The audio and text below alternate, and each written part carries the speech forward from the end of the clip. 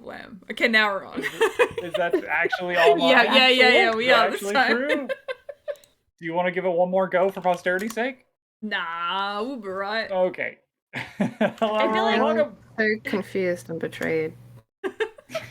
I feel like chat needs to know that this just went, before that go was but fuck, because the stream deck wasn't working.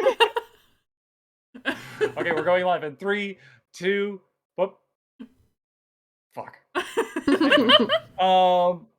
Let's get into this game of Dungeons and Dragons and roll some math rocks. Hello, everyone. Welcome. Hi. Dungeons and Dragons. Did that make perfect sense to me, or am I just like broken? Because I got the hello and welcome. Like, I think it was all in one syllable, but somehow it still said hello and welcome. It was supposed to be hello, everyone, and welcome, but it just got mashed in. Boy, what a day. Let's roll some dice. I'm D. These are your players. Do we want to introduce y'all? It is It might be a tradition. bit of a disaster, but that's always fun. Yeah, I know. Like, I feel like we've ridden the ski lift to the top of the mountain and just immediately ate shit, and now we still have the rest of the mountain. Yeah, let's do some introductions. Let's start things off with Oriana. Hello, I am Maleficent. I play Oriana, Tiefling War Cleric. I do stuff on the internet all over the place. Find me or don't. Fine, I won't. Or will. A little bit offended that you immediately went with won't, so I'm glad you continued that sentence. It was a pivot. It was a back and forth. Oriana's sister, Emmy. Hi, I'm Nicole. I play Emmy. Yeah, she is Oriana's sister. She is a tiefling warlock. I've forgotten how I introduce her, so you'll find out who she is. I'm sure we'll see in a moment. Potentially hiccuping. Natalie? Was that a hiccup, or was that just a... Yeah, it sure was. Okay. I am BurrowsRed. I play Natalie, who is our half-orc, half of the Ancestral Guardian Barbarian. Thank you for Kat's artwork to remind me how to say that. Came up at the perfect time. All according to plan. And speak of the devil themselves, Aery. Hi, I'm Jimmy your cat. I play Aery. Aery is a bisexual disaster wild sorcerer. Love it. And I'm looking forward to what sort of bisexual disasters Aery is going to get into now that Aery and the rest of the gang seem to have found themselves in what they seem to think is some sort of time loop. The party came to a location known as The Pot, a hot springs locale where a number of disappearances have been reported over the past few weeks. After investigating a number of the people who had disappeared and talking to some of the people of the local population, the party decided to head to Ridden's Dredge, the local, I keep wanting to call it insane asylum, but it's not. It's better than that. It's like the classy version of an insane asylum. I forget the word. What did they used to call them? Sanatorium? Yeah, sanitarium. Yeah. Yeah, where lobotomies were still allowed. The party has now decided to stay the night. Days, honestly. Yeah. I think none of that party has been admitted. Yeah. Well, except for one. The party stayed the night along with their half-giant friend, Thrinarv Largegut, and suddenly found themselves in the foyer of Ridden's Dredge, surrounded by all of the missing people, who seem to have no obvious recollection of why they were there or how they were there. After some brief investigations, the party decided to explore the nearby area to find some of the other missing people. They briefly met up with Yana and Demalie Tierson before deciding to head on down to the Spore Walls in order to investigate and explore the area. I believe you were looking for Perenelle Serpentwind, the town sheriff. If my memory serves me correctly. I think as well. We were looking for Jedediah and Old Maeve, weren't we? Old Maeve and Jedediah, yes. They were located When the party originally went to the Spore Walls, they were hoping to speak with Old Maeve and Jedediah, only to find that Old Maeve and Jedediah had been dead many, many, many, many, many, many years. And Just a in their prank, place, guys. in their place was Kinsey, who essentially spoke for Old Maeve and Jedediah. And so the party decided to head back towards the Spore Walls.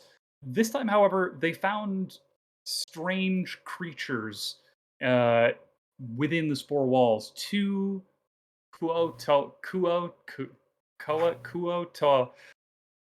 I'll get there.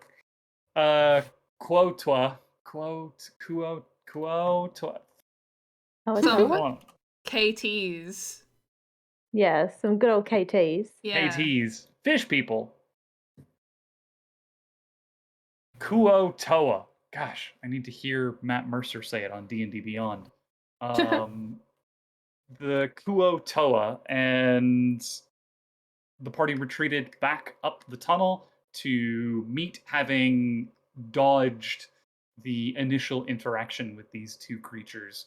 And now they find themselves once again at the opening to the tunnel leading down to the Spore Walls. The Kuo-toa, the two of them did see the party, with the exception of Eminence, as somebody rolled a very low stealth check. And that is where we will pick up on this session. Standing at the mouth of the cave, you can see it descends inward for about 25 feet before making that sort of gentle sloping curve back into the caverns. You can still feel the warm humidity in the air being released by the sulfuric vents further down below. You could smell a bit of that acrid sulfur as well, just tickling the senses. And above you, the sky is turning a deep purple and crimson as the sun has already set over the crater, and the clouds are now being highlighted by the last rays of sunlight as it dips below the horizon. And as you noticed previously, looking around the rest of the pot through all of the rest of the abodes, there are no lights. The only lights that you see are the ones that you bring with you, and the occasional one or two torches of infrequent individuals distributed across this large area. I believe you sent Yana, Melee, and Thrinarv back to Ridden's Dredge. So, as far as you can see, it is just the four of you. What would you like to do? I think we were talking at the end about possibly trying to talk them into coming to the because we believe that these creatures are the ones that were near Ridden's Dredge, the footprints that we found. So we were going to try and convince them to come back to Ridden's Dredge with us here, so that if we all go back, we go back together, was what we were talking about last time and discussing. Whether we still want to do that, I don't know. But we also can't speak with them, so... Well, we have we no don't idea how that's actually gonna go. know that they don't speak common. We just know they weren't currently speaking common when they're talking amongst Exactly. themselves. True. And they didn't do anything that was like outright sinister or threatening. No. Exactly. Yeah, Eminence, as far as you saw, they seem to be a little bit more skittish of full-size people than... They were more scared of you than you were of them. Because you were invisible barely a few feet away from them.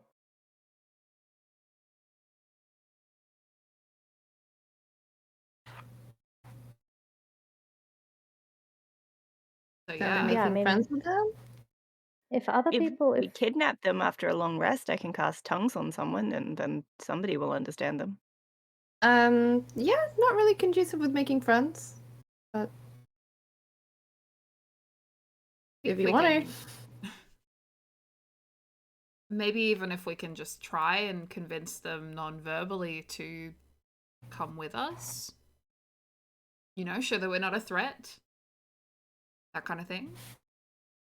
I could also remain hidden. That way, if anything goes wrong, they don't know that I'm there, and perhaps we'll be less intimidating with less people. Yeah. True. I'm just curious how You are expecting we'll non-verbally convince them to come with us and also prove that we are not a threat. Well, with arms and bodies, will show them that we're not big and scary. Instead, we are little and small and... So are you suggesting we send Aery rather than you or I, who are big and scary? Oh no, I'd like to see you become little and small. I just meant, we could put down the weapons and, I can maybe sit on my knees or... I'm not getting on my knees. I can You could stay here. perhaps take off some of the armor. Eminence, when was the last time you saw me not wearing armor? Yes, I'm starting to get concerned for like your skin. It's fine. You can moisturize. It's kind of gross, actually, now that I Not think the about it. It's not. That's not the point. It is a point, though. I think we need to come back to it at some point. This is Maybe all later. assuming that they don't speak common. This is all assuming that they haven't entirely fucked off. Well, We don't know what's around that corner. It could be long gone. that's true, but I don't know. There shouldn't be a need for us to not try something. They obviously were scared of us. Why would they... I don't know, maybe... So, do you, Natalie, want me to go speak to these fish? Do you want to speak with some fish? Not really, but I'll do it if it's what you want. I mean, I would very much appreciate it. Yeah, well, I guess I'll do it. Can I have a look and see if they're still there? Looking down the hallway, you currently do not see them. No, well, they're gone. I guess we just have to go back. Harry, we know they're a little further up. Do we know that? We do know that. Aww. Go look further up where they were before. Are they still there? Make a perception check for me.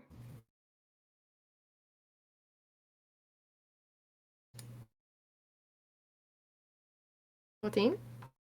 14.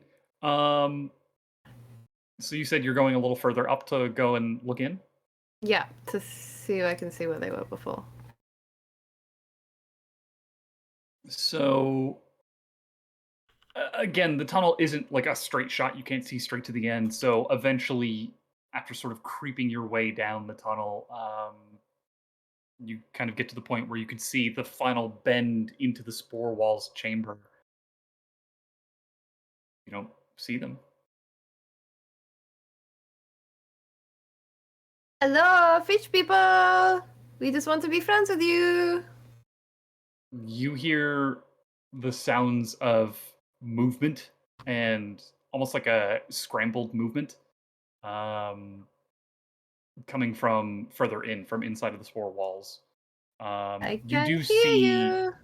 not only with your dark vision, but also with the bioluminescent light that sort of just kind of pulses across the doorway that is opening out into the hall.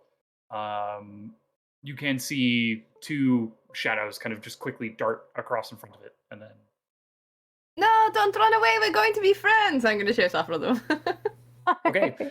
As you start to step forward, you feel a brief rumble in the ground as you finally step into the chamber. There is a large burst of sulfur that erupts from the vents in the center of the chamber that rises up towards the ceiling, and you watch it sort of balloon out across. Not so much that you can see the gas, but how the spores themselves radiate in this circular mushroom wave across the wall as the entire chamber is brilliantly lit up. And you realize in that moment Nope, you nope, can nope. you can see so much more now with the light pulsing across the chamber. Buried halfway into one of the walls is one of the creatures, like it was trying to hide itself in the mushrooms, but it is just like a stark dark outline that is not lit up because the creature is like arms against the wall. And next to it is another one like trying to push it into the mushrooms, and they both kind of turn over and look at you, just gibbering to themselves as the lights kind of slowly fade across the room, going back to their standard bioluminescent dim. Yeah, I want nothing to do with that spore cloud, so I'm peacing out. So to be clear, so it's the vent in the center of the room, and Mhm. all along the walls are like the mushrooms. Yeah. That vent let out like not spores, but just like a gout of sulfur, of heated air that rose up and mushroomed out. Oh, I thought you It's not said it like actual like spores. Oh, right. I thought you said that it like pushed a bunch of spores into the air and they were like.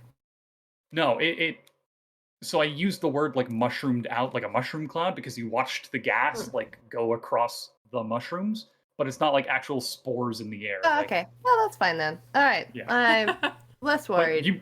you can smell like the acrid sulfur is kind of like stinging your nose, and your eyes are probably watering a little bit. Oh, disgusting. It smells like bad farts. Okay. Well, I'm going to go over and speak to these fish. I can't see you. I can still see you. I'm not fooling anybody. They kind of But it's look okay over. because this is a fun game. We're friends.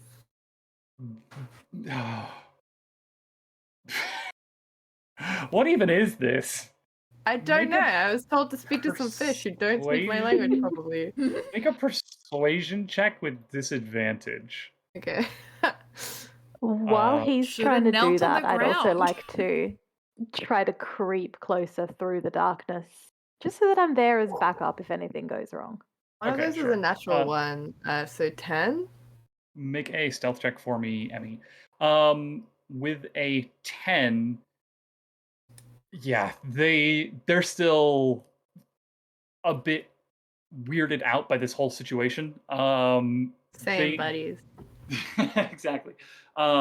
They both take defensive stances. One of them holds like this old battered harpoon that has like a barb on the end of it. The other one appears to just kind of like be holding out some nets, and they're kind of looking at each other in concern.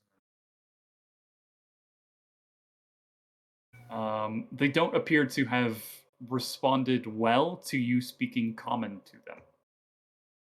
I will try every other language I know, which is just Elvish and Sylvan. Yes.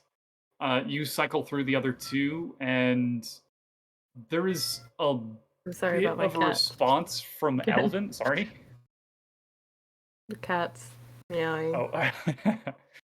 Oh. Yeah, you cycle through the other two, and there's a bit of a response from the Elvish, but they don't appear to comprehend what it is that you're saying.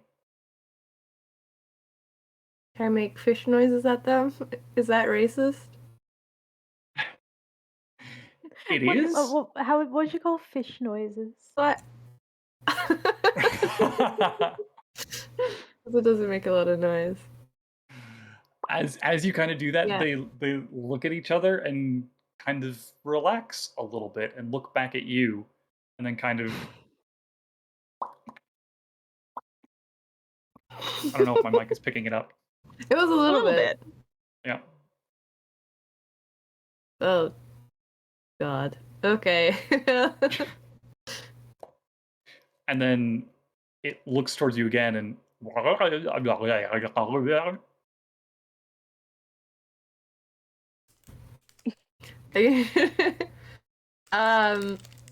I'm going to say in Elvish because they seem to at least recognize that, so maybe they know some words. Just like, so like, I don't understand you. I'm your friend. I have like hands up so they know I'm not like holding a weapon or anything. Mhm. The one with the net kind of slowly starts to circle around you, and you can see like the large fish eyes are like looking all up and down for like pockets and weapons and whatnot. The other one with the harpoon kind of just goes in front of you and just kind of levels it at you, just kind of holding it, and then again, just kind of.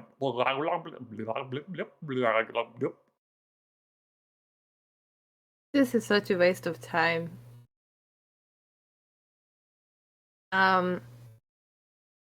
You come with me over that way, back into the tunnel. Yes? And the one that's talking, the one with the harpoon, kind of looks at you and it seems to understand the hand motions and instead kind of points over at the vents in the center of the room. Ew, no, I'm not going in the vent. It's so stinky. And kind of points again. I'm gonna point back into the tunnel. Be like, you and me, we go into the tunnel. Shakes its head now. Points back at the vents. Why the vent? And that's a perfectly good tunnel. Doesn't smell like a fart.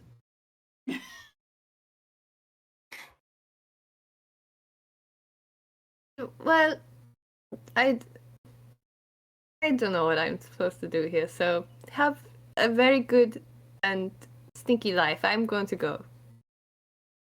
Goodbye. Kind of cocks its head curiously at you.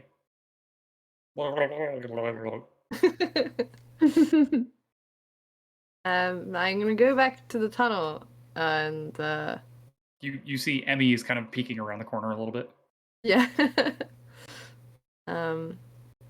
I don't know what was the best case scenario there, but they didn't harpoon me, so I feel good about that. Well, they didn't seem hostile exactly, did they? No, they just really liked the stinky vent and they didn't want to come with us. Yes, do you think they live in the vents? They're fish, so they can live wherever they want, I guess. That seems to be the opposite of true.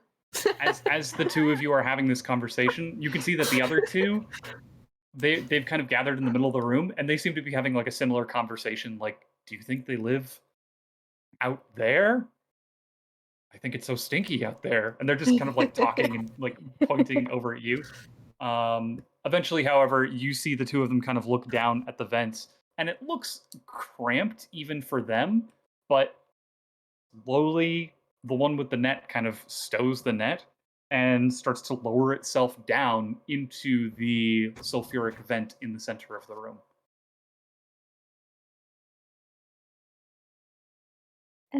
Okay, that's gross. And as you watch it kind of like wiggle a little bit, and then the head pops down. Sorry, I'm trying to fix my camera. Don't know if I'm making it worse or not. Just out of curiosity, would we all even fit in this vent? It would be snug.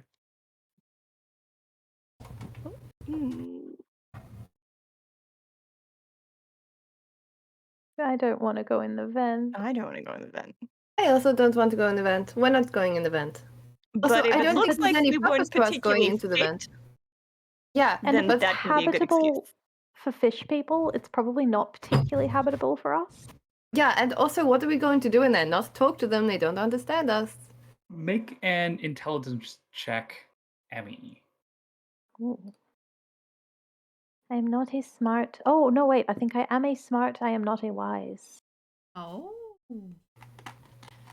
That is a 14. 14. This entire time that you have been watching this conversation and exchange, it's been about, I don't know, 120, 180 seconds. There haven't been any gouts of sulfur. The room has slowly been like fading darker and darker. And that's unusual. Like, it's been a long time since. Like, Yeah, there was yeah, a yeah. frequency that has since stopped. Yes. Yep. Okay. Has anyone else noticed that the sulfur things have kind of slowed down? No, I'm just grateful for it. Do you think they're like blocking them? As you're having this conversation, you hear what sounds like incredibly pained screaming coming from the vent as suddenly another gout of sulfur shoots up, scalding hot air rises up through the ceiling, and the whole room just balloons into light once again. And the other one, kind of looking down at the hole, looks worried and concerned, but not terrifically surprised. Say no That on was that. weird. I thought that they belonged in. Why would they go in there? To get in here. Maybe they're more likely to come with us that way. Now. Maybe like we should grab the one that's left. I mean, if nothing else, for its own good. Now, I don't think that we should stop them from making their own bad choices.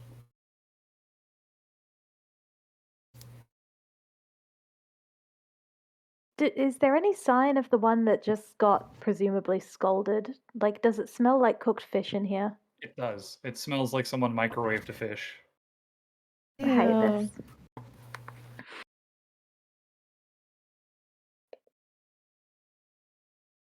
I hate it here.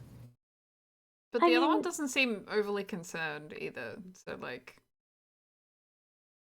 don't really know what to Yeah, take of he that. doesn't seem too concerned by the apparent death of his friend. Maybe they weren't friends. As you kind of stand there watching it, the one with the harpoon once again looks over at the rest of you and like points at you and then back at the vent and No, thank you. I'm good, thank you. I guess it's worth trying. I'll say, come over here in Infernal. There was a look of horror and revulsion Oh, as you fuck you! speak You're a fish infernal to person. this. It kind of like backs away cautiously, but aside from the sulfuric vent, it's a dead end chamber. You do know, Eminence, that your infernal is terrifying to anyone who hasn't lived in hell, right? Well, how I suppose they literally jumped into a sulfurous hole. Maybe that's kind of their thing. Sulfur doesn't Also, it's mean not just hell. like their language is particularly pretty. Like, I don't know. I wasn't talking about pretty. I'm talking about bone chilling. I understand that it's kind of a harsh language, but it's got its own beauty to it. We have poetry. I mean, if you'd heard some infernal poetry, it's actually quite lovely. Right, I'll be sure to stay for that one next time. Yeah, it's mostly a stereotype. You know, people put on the accent, the harsh R's and stuff to make it sound worse than it is.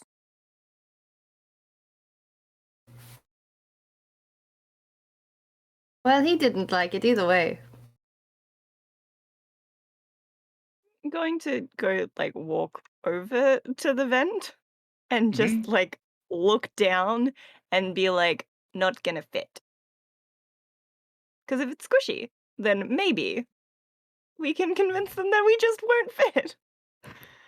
Oh, you go over and you try to like make this like I will not fit in there Yeah, hand signal like- basically.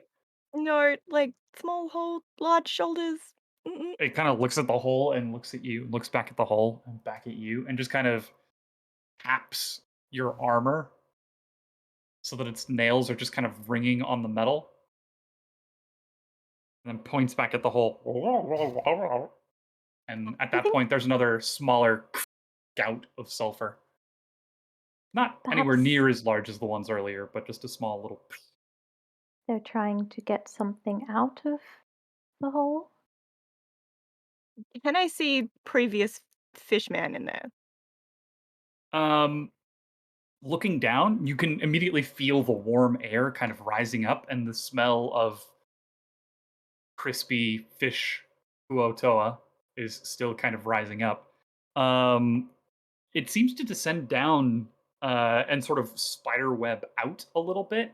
You can see probably about 10 feet down into this tunnel It kind of curves away off to this main artery, and you kind of just barely see the arm of this fish person. I'm pretty sure last session I recognized what a Koatoa was. Do I have any idea of how intelligent these creatures are? Yeah, make a religion or a history check. Ugh. You can also do 'Cause, yeah. nature Oh, yeah, religion. That works. or Ooh, nat 20 for a Ooh. 26. wow. Wasted that And this roll. one was religion on the Kuotoa. Okay, yeah. You know a lot about Kuotoa. Kuotoa are a bit of something of a joke in hell because it's like these are the perfect like workers. These are the perfect slaves, basically. They're not extremely intelligent. They're quote unquote average intelligence, but the thing is that their minds have been shattered. So they're very flitting attention spans. However, because this is a race of creatures that were sort of affected by illithids, basically mind flayers, they have an insane fanatical devotion to whatever they perceive is their god, which can be anything from like a particularly large frog to a mind flayer to anything. So you know that they are like insanely devoted to their leaders, and because they're like average intelligence, but their minds are broken, they make for just like delightful slaves. And as a joke, in the underworld, generally devils are dissatisfied with having to like actually break a soul, where with Kuotoa, it just does what you want.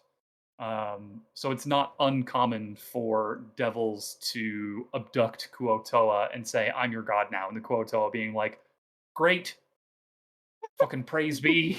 It's unsatisfying. Yeah. Right. Guys, can I just like little aside for a moment? There's a good chance that whatever is down in that hole is not worth finding. Ori, you would know what. These things are not always the most logical in what they choose to be obsessed with, and this might be nothing. This might just be nothing. Could be a frog. Sometimes it's a frog. Like, more often than you would think, it's a frog.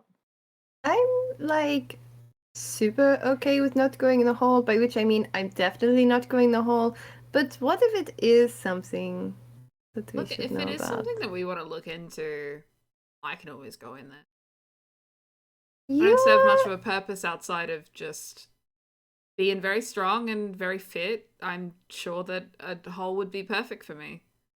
But you're also very big, and it's a very small hole. And I feel like this conversation's getting a little weirder as it goes, but I don't know if you will fit in the small hole. I mean, it might be a problem, but I mean, it's a vent, right? It's got to go somewhere. There's another gout of sulfur that rises up.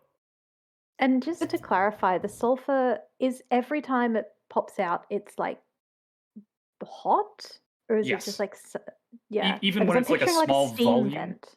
Yeah. Even when it's like a small volume, it is scaldingly hot. Yeah, Natalie, do you have like a resistance to the hot things? I mean, I haven't been sunburned in a long time. How did you go in the hottest spring? Did you try the hottest spring? It was really hot. I think I did okay. Yeah, see, think I you were admire your confidence, but when it comes to not being burned alive, I don't know if this is like enough surety. And I still don't know if you're going to fit in a hole. I don't know, maybe not then. Then none of us can fit. Really. Because who would out of us would we send that would be able to fit in there? Emmy I is mean- resistant to fire. Yeah, I know. Eminence is purposely Yeah. not making eye contact with anyone right now. Yeah, who out of us could possibly fit in there? I mean, they'd have to be resistant to heat, for starters. Mm-hmm. And small and not wearing armor. Also very What's true. that, Emmy? My unseen servant fits all of those criteria.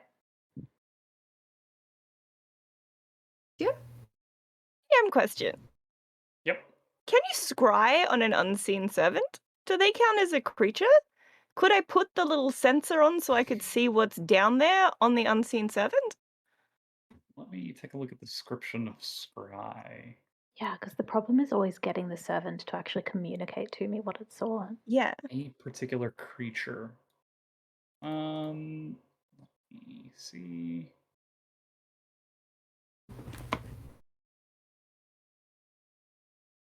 It would be kind of No. difficult because I can't have a likeness or a picture or a possession or a garment or a body Oh, no, part how could because he you doesn't get a always garment? exist. Like, what Wait, if I what just if threw my we- cloak over it and then I'm like, that's its garment, and Well, then you even- used that? What if you scried on the little doll that summons it? Would that work? It's got to be a creature though. It's not an. It's Right. not the Yes, so- object. Scrying, you can see and hear a particular creature. Unseen Servant, the spell creates an invisible, mindless, shapeless medium force that performs simple tasks. Ah. It is That- called a servant, but it is not a creature. It is a force. Rip. I don't think I have any spells where I can spy on a object, unfortunately. Why don't you Um, so it can't just be like a place?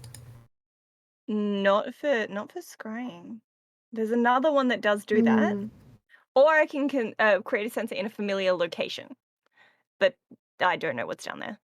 Yeah.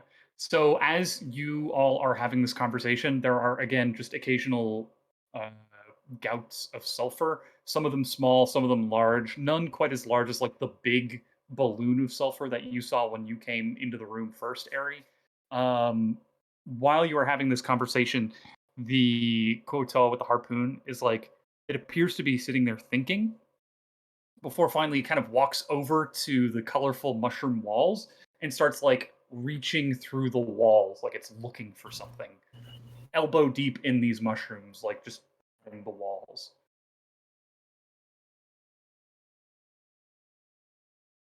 I'm not even going to question it anymore. Honestly, I think we should just kind of watch. Like, let's see what it does. Maybe it finds a secret door in the mushroom wall.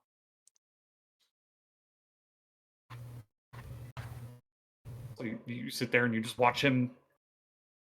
Yep. Mm-hmm. Okay. The problem sure. is that we can't really, like, we can't ask it what it's looking for. We don't Yeah. know what it's looking for. We have no way of communicating what it's looking for. We don't have a lot of options.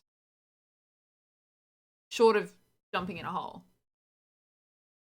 While it's doing this, Mm. just a thought. These creatures, they're not particularly intelligent. They have kind of a reputation for being very useful as servants because they sort of just do whatever you tell them. Like they're quite easy to manipulate. What if there is something else here or something else somewhere nearby that is controlling it? Then you would think that Doesn't they would seem want to like protect it, it's- right? It might just be like not directly controlling it like right at this moment. It seems that these ones have kind of gone a bit rogue maybe, and they just don't know how to get back to their master, or they're lost or But something. then that master is probably responsible for that, right? That's what I'm thinking. So, and again, we come up with the resolution that we need to follow them. Yeah.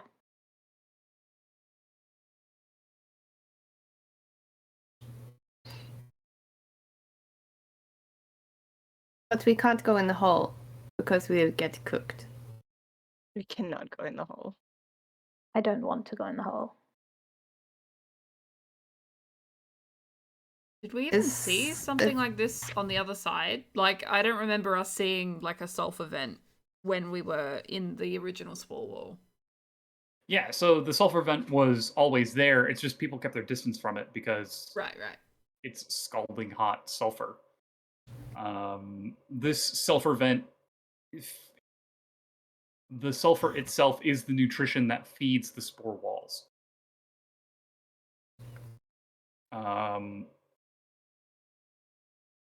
Yeah, you don't even need to make a history check. When you were on the other side earlier today / yesterday / whenever, you didn't see any Kuo Toa.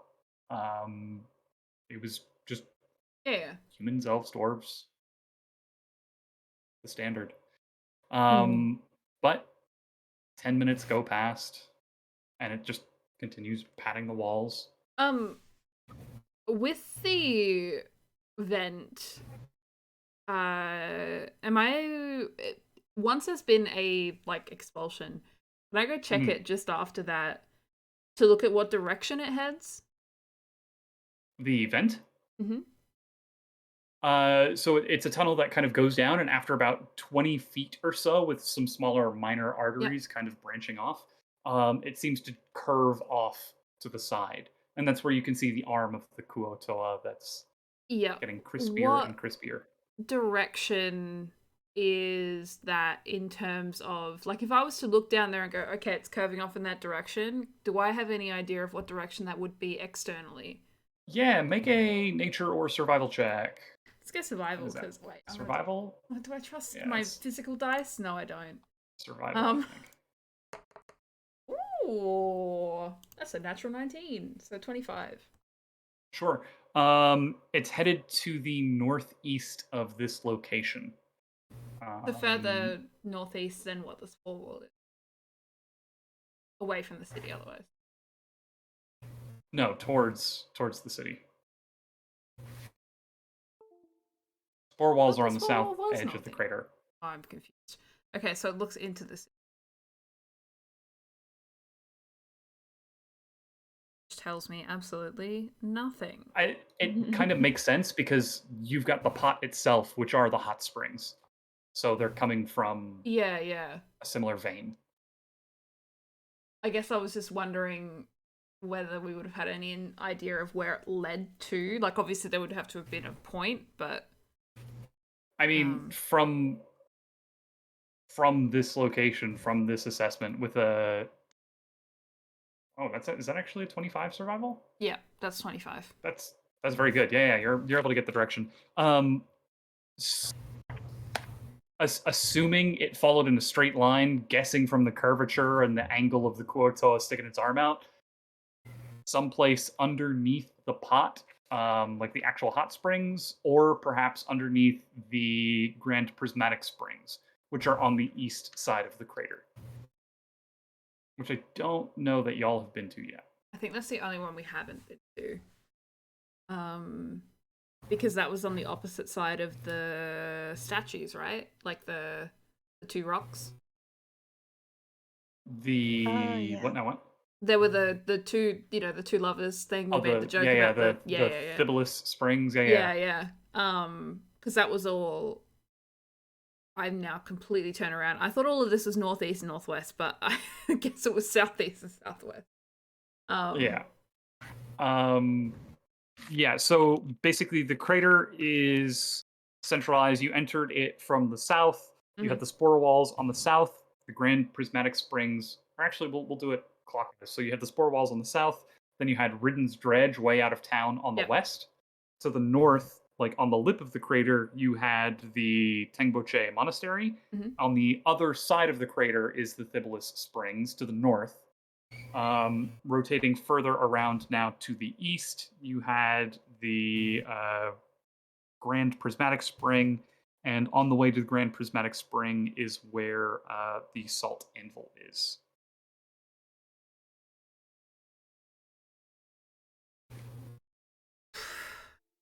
Yeah. I mean, Sure, I'll really drawn a relay. map. I'll relay the information to everyone that like the vent seems to like lead down to somewhere near the pot, either near the Prismatic Springs or to below there, but I don't know how much that's really going to help us. So maybe there is something living in these vents that's controlling these little fish people, and it's poisoning the mushrooms, and the mushrooms are making everyone go like a little weird. I mean, maybe.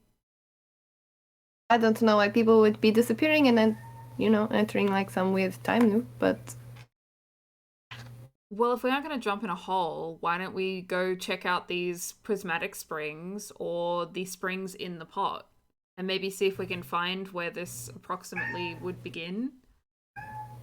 that sounds nice.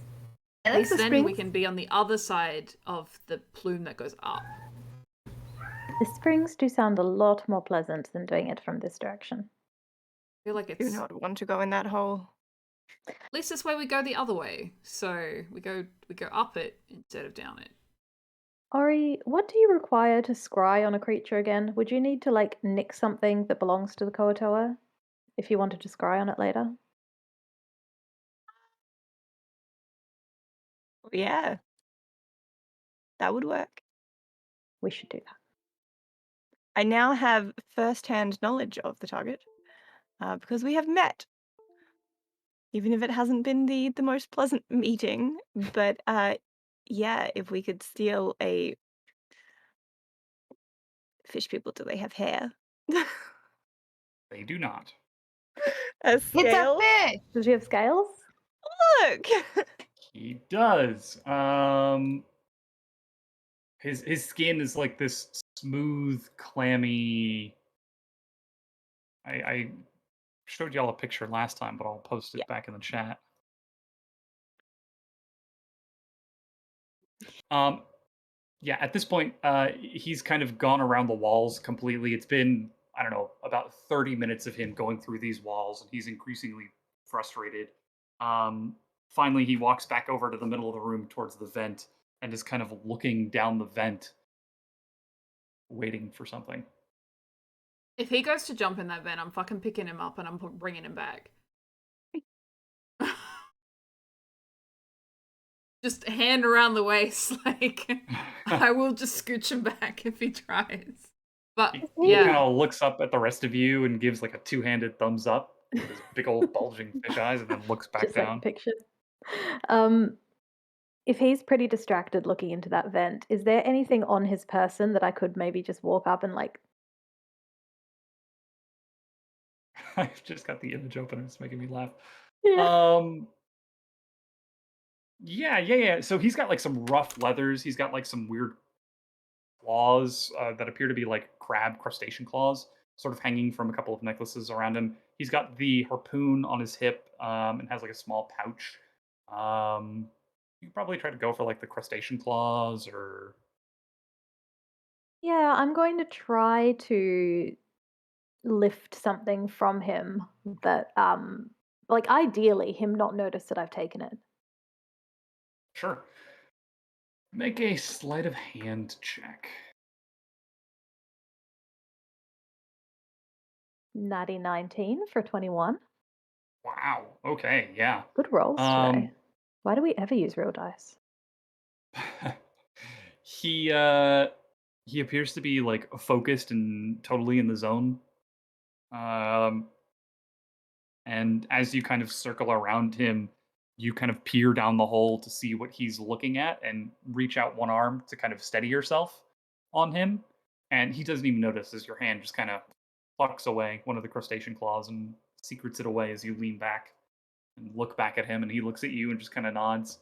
And at that moment, there's a gout of sulfur, sort of medium size, that kind of rises up, and the hot air kind of brushes past your face. You can kind of sort of smell the sulfur once again in the air. The room lights up as all of the mushrooms begin to radiate outwards, and it looks at you, gives a nod, and just jumps up and tries to Yep. drop itself down into the Do sulfur I have vent. time to react to that? Yeah, sure. But Try and it grab just me a like fishy looks at scale. you. It just looks at you and just jumps and tries to go for it. So why don't you go ahead and make like a, what do you think, like a dexterity? Before I something? What- risk my life for this fish, what kind of size is it in relation to me? Like, is it small enough that if I could just grab it like a toddler and stop it from jumping in the hole? It's pretty small. It's probably around like 4.5 feet tall. Like taller than a halfling, but definitely shorter than most humans, or definitely shorter than like elves and orcs. Okay, I think It is the smallest out of all of you. even just as a reflex, I'm gonna try to grab it and just be like, nope. Make a, what is grapple? Make just an attack roll against it with, or no. So you do acrobatics. No, you do athletics. It does acrobatics or athletics contested. Yeah. So we're gonna do a contested roll. So I'm making an athletics roll. Yes. Okay. So was that with? So the thing is trying to jump in now. Yeah. It basically waited for like a sulfuric cloud to come out, and the moment the cloud came through, it just was like, yep, and just hopped in. So does Yeah. my point still stand of I will grab it by the waist as well? Yeah. if Make it's- a contested grapple check. All right. Mine I'm was a gonna do that straight then. 7. Okay. So was that athletics? Did you say? Yes. Good. And an So 11. that is a 17 against Eminence. So against Emmy, it kind of jumps, and your hands kind of go out and to grab its arms as it's going to try to get some sort of hold on it, and its skin is like slick. As you grab it, just kind of slides off as it continues falling. Natalie, what was that you got? I got an 11. 11? Ugh. With a plus Got a 8, 12. that's pretty sad. I got a 12. Yeah, fair enough. No. So It's as you so kind of get gross your and arms around it, trying to slimy. go for like a full-on bear hug, it just like completely relaxes and goes limp. And as you manage to get a grip on like the leather jerkin that seems to be holding it together, it just pulls free the tunic, and the jerkin just completely lets go as it tosses its arms up and it shoots out of it. And as quick as you can blink, it's already like down to about its head level in this vent before it catches itself. Looks up at the rest of you with sort of a surprised look, and just quickly starts trying to climb down into the vent, descending deeper. Now, ostensibly naked as you're holding its shirt, but it doesn't seem too plussed about it. We have a possession. We have at a least now, if possession, we yeah. decide to We scry. already had a possession. I was We just got so a good at bigger sleight of hand that you possession. didn't even notice. Ugh. Yeah, I'm not gonna try to stop it. It can go. There's not much we can do now anyway. It's already in there. You watch it slowly descending down, gets about 10 feet, gets down about 15 feet, reaching the junction, the sort of major artery where the other one is. It looks up at you and slowly starts to wedge itself past the corner out of the way off of the slick walls of this like vent tunnel before it disappears out of view. I'll wave at it as it goes. They Yeah. seemed to understand waving. It gives you like a thumbs up as it disappears from view and kind of pushes the now emaciated, dehydrated corpse of its companion out of the way. Everything about that was unpleasant. And then another gout of sulfur comes Oh up no. out of the hole, and you can immediately smell crisping. You don't hear the same like screaming of the other one. You can actually hear like a little bit of scrambling as something is moving down there, but you smell something is Oh. getting cooked. Fuck. Wasn't much we could Scrambling do about after we that. smell the cooking smell? Sort of like a desperate last flailing movement, sort of scrambling. Well, Oh, I can't see him around the corner. I was like, maybe I could just healing word him so that we can still scry a little bit later. But he's around the corner. I can't see him anymore. Yeah, I don't know if you're going to want to waste a scry anymore. Ugh. rip fish, we knew you well. Let's go somewhere else then, shall we?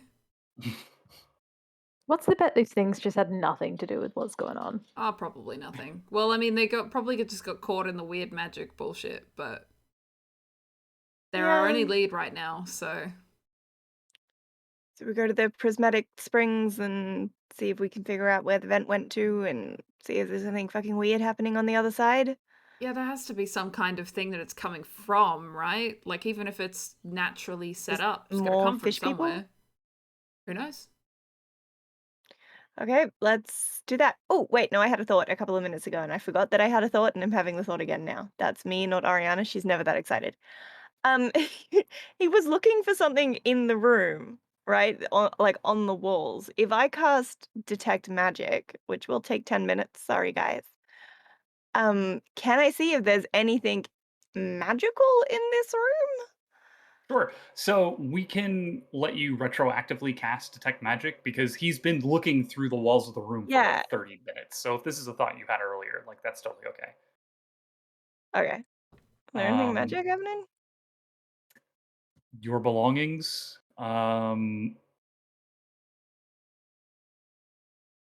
nothing stands out to you.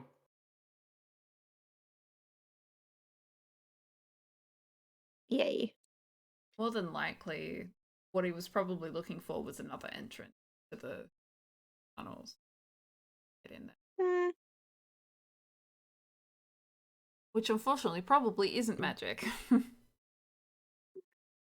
I Hmm. guess last ditch attempt, just for the sake of it, before we head out, is there any way to like is there any kind of like wind current in here to kind of use like the surroundings to see whether there might have been some other kind of um exit from here that's maybe not overly visible? Like maybe I wait till Sure. like a plume comes up and there's like a lot more light cast in the room or something to like Yeah, spend an yeah, extra yeah. couple of minutes to have a look. Why don't you make a survival check for me? And Oriana, give me an Arcana check. That is a Okay. 12. 12. Mhm. As far as you can tell, following like wind currents, you wait for the sulfur to sort of go up and go across the ceiling. There is a positive pressure of air coming from underground, which is causing the occasional gouts of sulfur. The only outlet that comes to mind is the tunnel that leads back. It is rather large. It is Yeah. worn smooth. As far as looking for any other outlets or vents, that appears to be the primary vent for this chamber. Of course. A disappointing reminder again that Oriana is not a very clerical cleric and has a +1 to Arcana, so that's a disappointing 14. 14. There is like when you walk into a kitchen an hour after someone has cooked something and you smell that there's something but you don't know exactly what it is, there is like the faintest trace of a magical aura, but you cannot pinpoint exactly where. Does anybody else in this party have Detect Magic? I think I it's do just not. me. Yeah, I knowing that nobody else will be able to really do better. yeah. I'm just not going to mention that there's something here that nobody's going to find. Because that just seems like it's gonna keep us here forever, like, especially, like, Natalie's desperately going to wanna search through the mushroom wall and I don't want to be here for another hour. This room is stinky. It smells like sulfur and dead fish. Yeah, the fact that it smells like sulfur, though, like to Ori and I, is that kind of like a homely smell? Or does our particular circle of hell not smell sulfurous? If you have traveled through hell, it's a smell that you'll certainly recognize. However, in Cania, there is not a smell of sulfur. Cania itself prized itself Okay. on the ice and the cold and cold iron and steel, that sort of thing. And not Yeah, being I'm just stinky. yeah, I'm just glad that we're not accustomed to stinky. It doesn't seem to suit us.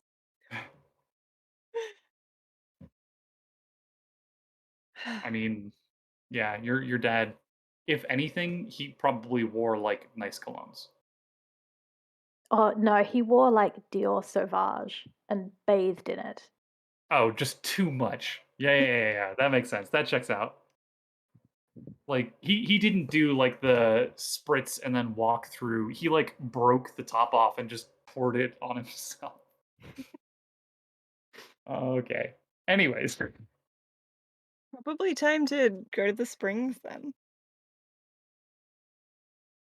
what would Yeah. you like to do? Yeah, Head if I for can't the springs. pinpoint where this magical whatever is coming from, we'll just go. Also, Okay. who's to say that like a weird wavy mushroom wall isn't just a bit innately magical? Like that Yeah. might not be traces of anything of relevance. That might just be like background magic. I am still rather suspicious that there's something fucked up about the mushrooms, so that's definitely an assumption that Oriana would be would make. Oh, I mean, I'm very glad that I did not eat the mushrooms. Damn. Okay, so I just want to double check.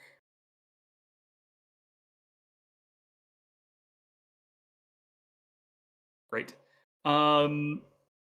As you head out of the tunnel, night has fully fallen. You can see stars peeking through the clouds up above. The crater housing the pot is dark and empty.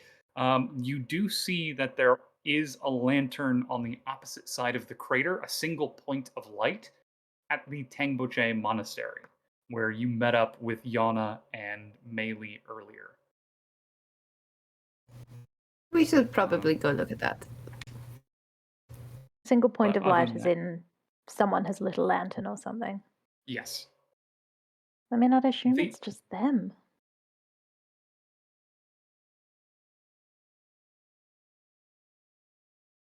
Didn't we send them to the sanatorium? We did, but also our assumption here is that some kind of time loopiness is happening. I wouldn't be surprised if they either went back or. It's just best to know, though, don't you think? True. We should figure that out. Get that out. So you can head towards the east, which is the path towards the Grand Prismatic Spring. To the north, on the opposite end of the crater, is the Tengboche Monastery. You can kind of head along one side of the crater towards the path out of the crater, and then choose if you want to go back towards the spring, or sorry, go back to the monastery or go off to the Prismatic Spring. But Well, I suppose the question is, do we prioritize investigating what the people who are trapped here are doing with themselves, or the potential of finding something to do with somewhere that fish people were going?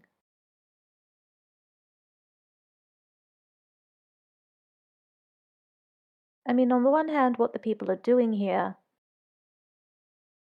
seems to be pretty benign. I mean, they don't seem to realize that they're trapped. Nothing has changed over the past few weeks that they've been missing, so there's no urgency to figure out what they're doing, whether we Yeah. even find out anything of relevance. But the fish people don't speak any language we can understand. If we find more fish people, we're stuck with the same problem of, hello fish, I am large, you are small. And he Actually, Come said with that I us. think people maybe actually- they did understand Infernal. They just weren't very happy to hear it. Yeah, actually, that's a good point, Dee. Did it seem to have any like recognition beyond this is terrifying? No, it was they heard you speak Infernal, and they were like, "Holy shit! What sounds are coming out of this creature's Yeah. mouth?" Again, fish, pot, kettle.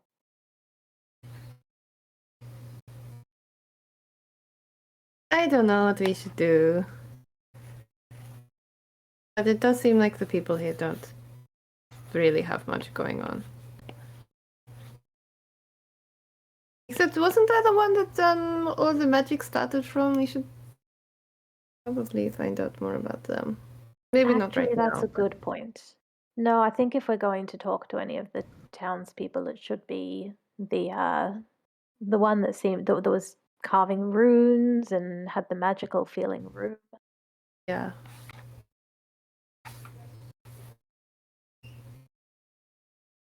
I mean, I don't want to be the one to suggest it, but there's always the option of splitting the party. Uh-oh. Split the party. Do it. No. What could go wrong? We can't make any decisions without Natalie. I know. She's our team mom. Exactly. Natalie tell us wants to not go to do to this. the springs, but it's Aery that we want to go talk to. I Oh, I find it thought in it my might be. notes. I don't know. I mean, we could split up, but I don't have a huge preference really for where we go.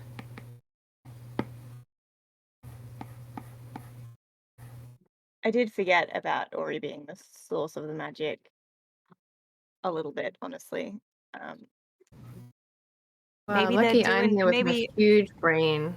Maybe they're doing something with the light. They've gone for a wander. If they're magic, something. I don't know. Maybe. I think it's just worth checking out the light, just to see what's going on. Why not? I think that's our best bet at the moment. Yeah.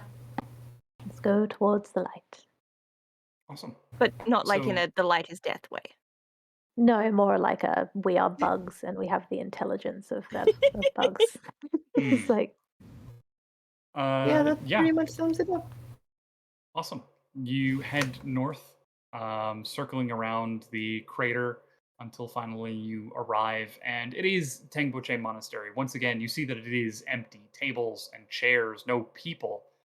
But there is one person kind of sitting at a chair currently overlooking the crater. You see an older gentleman, human, full bushy head of hair, sort of this stout, firm, dry, leathery skin, with a single lantern, is just kind of looking out over the crater, sees the four of you approach before. Hello! Welcome! I don't recognize you four, but I'm afraid monastery seems to be closed. But I found their food if you're hungry.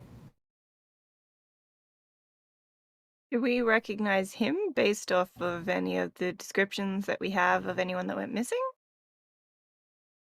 I don't know all of the descriptions that you have. He does not match any of the people who were at the sanitarium. I think that's Um, basically all the descriptions we had, other than the mother and the child. And the Yeah. sheriff. And the and sheriff, I yeah. think. Oh yeah, and the sheriff. This does not appear to be any of them.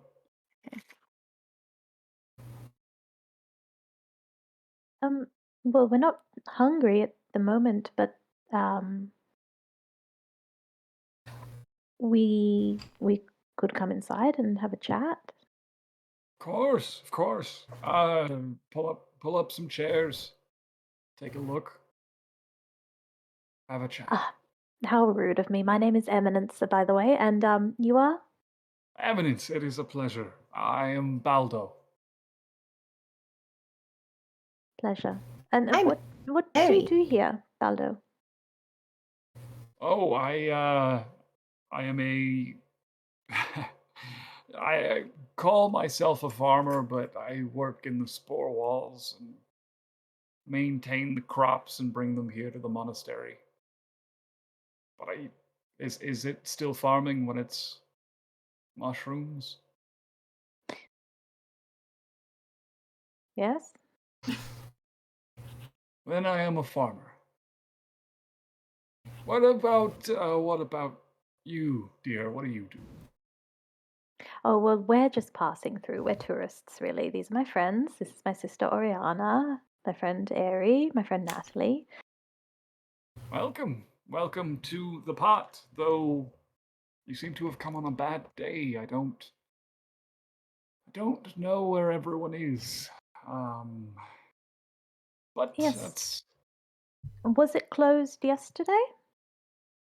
I don't think so. You don't think so, or you don't know? I don't think so. I don't. Sorry, what day is it? Do you have the day? What day was it when we left? If I remember right, it was like 7th. the 'Cause it was seventh. the 3rd for the daughter. Melee, yeah. Yeah. Instead of saying a date, I mean, do people here keep days the way we do, like Monday, Tuesday, Wednesday? Yeah. Yeah, I'm Monday, just gonna Wednesday, say like Sunday. it's Wednesday. Yeah, my dude. Um. On Wednesdays we work. He seemed to have misplaced a day or two, but yes, I mean to your question, I thought the springs were open yesterday. Well, I'm sure they'll be open tomorrow. Of course. I must have just missed a letter. I'm sure everyone's somewhere. Gathering, perhaps. Maybe there was a trip down to the tier. Oh, summer's coming. It could be everyone has gone for a picnic. So that would It's be like 3 months, nighttime. right? For them, though, I don't think it is nighttime, right? No, it is. Oh, It's no, not- sorry. it's It's nighttime like right 4 now. or It's like something, wasn't 8:30 it? at night. It's Yeah, dark yeah. right now. Yeah. Is it normal for people to go on picnics in the middle of the night? Oh, I'm no judge of character. But does it happen? Like, is it normal around here? It's not something that's done regularly. Yeah. Though, him saying summer, though, we're nearing the... I can't remember now. I don't think we're actually You're anywhere. nearing summer. You're basically like the beginning of summer. Okay, so it's not as if Okay, he's it's been not trapped like... here for like 6 months or something. Yeah. I just remembered we had 3.5 and the family that were like, we come here every summer. And I'm like, wait. So... Okay, fine. Gotta line the dates up vertically. Yeah. Because we come here every summer can mean like February, or it can mean December. Yeah. Or yeah. possibly, if you're in another part of the globe, it can be like August. July. Yeah. A solid June. I just want to say how like thrown I was when you were like, it's summer, February or December, and I was like, Yeah. Freya,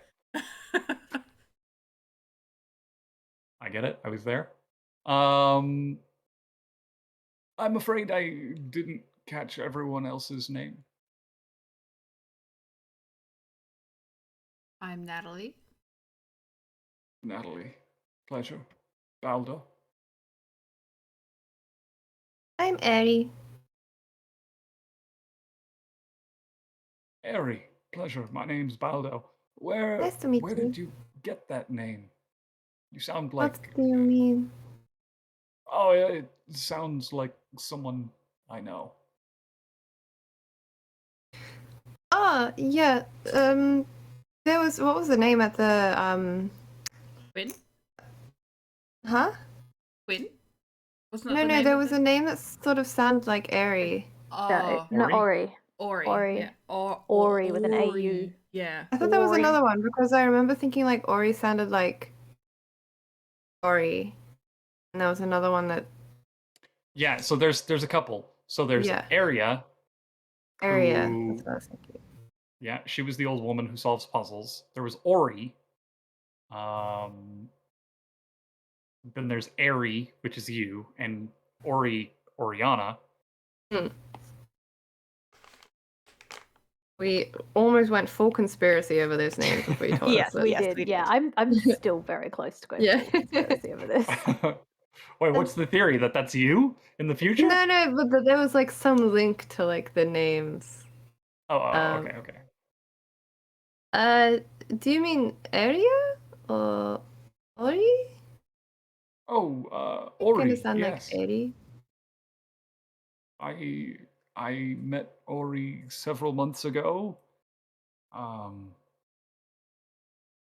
Kind, pleasant fellow. Yeah, anything weird about them? Well, sometimes he had his bad days. That's actually how I found him. Um, I went for a late night dip in the GPS, and I found him scalded and burned unconscious on the side of the spring. It must have been weeks ago at this point. Um, but he was perfectly fine once he was taken care of and healed. I mean, outside of his condition. But So I've always assumed when you said like that Ori was found burned, I was picturing like flame burned, but no, he would have been like scalded by the hot springs. Is that what the implication yes, is? yeah. Yeah, okay.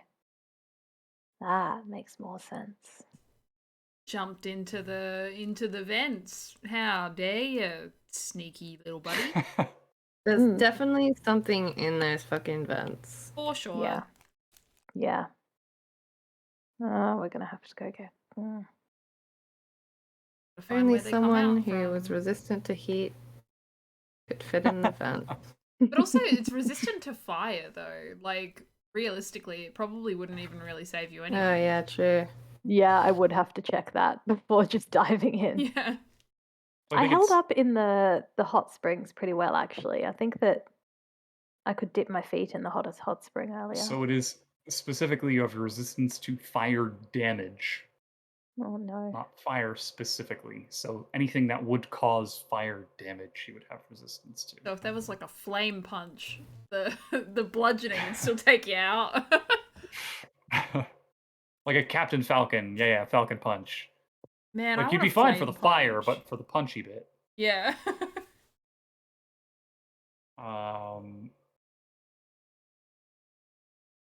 Anyways, sorry, completely off track. I didn't catch your name, dear.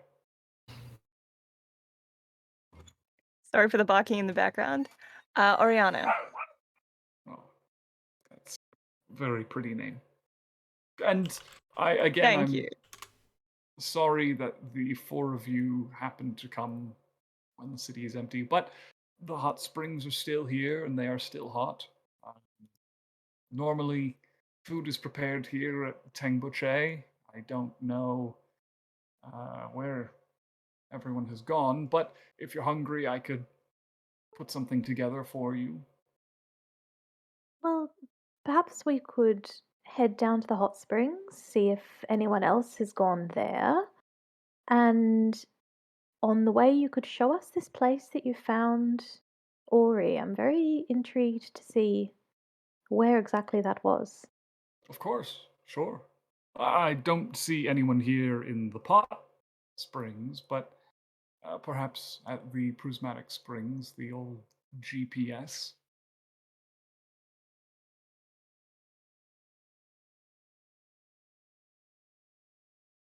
Would you like to go now? No time like the I mean, if present. you're happy to. Of course. And he kind of stands up, little rickety man, pushes the chair back, and there's kind of like it's he's kind of got that energy like those older gas station attendants where when he walks around it's like kind of rickety and looks a bit tenuous, but then the moment he like actually does anything, it's with a surprising vigor and energy to him. um he's kind of like that kind of guy, and as he picks up his lantern, he kind of pushes the chair in and, well, if you're not too hungry, let's go ahead and make our way over Grand Prismatic Springs. Where, while we go, why don't you tell me a little bit about where you're from? It's always nice to meet tourists and hear all their fantastic stories. Well, Natalie's not from very far from here, I think. No, Natalie. Yes. I'm not too sure the exact location, but I grew up not far from here. Relatively speaking, of course. That's exciting. Welcome back to the area. Certainly looks quite a bit different here, for sure. I can imagine. Uh, we do get orc and orckin somewhat frequently, not as frequent as most other folk, but they are all welcome here. Um, some of the feasts that they make, though, they're fantastic. Yeah, I miss them. They're always some excellent chefs. Oh, you could put it that way, yes. Hmm. What about the rest of you? What about you two from? What about the Well, two we're of from you? further away. I'm tempted to just tell him we're from hell because if this is a time loop and we miss, he's not going to remember it tomorrow anyway. But what if he does? But also, what if he is like some sort of weird spy for whatever's manipulating this place? True. Very So where? far away. Okay. Well, impressive of you to make the journey out here. Um, at this point, you've kind of crested over the top of the east side of the crater, and looking down over the distance, you actually see two sets of lights ahead of you. Just ahead and a little bit to the north, you see another one singular lantern, and you can see two individuals. Further on past that, you can actually see a smaller cluster of what look like lanterns and perhaps even candles kind of flickering in the dark. And at this point, Baldo kind of stops and, oh, interesting. We've found some people.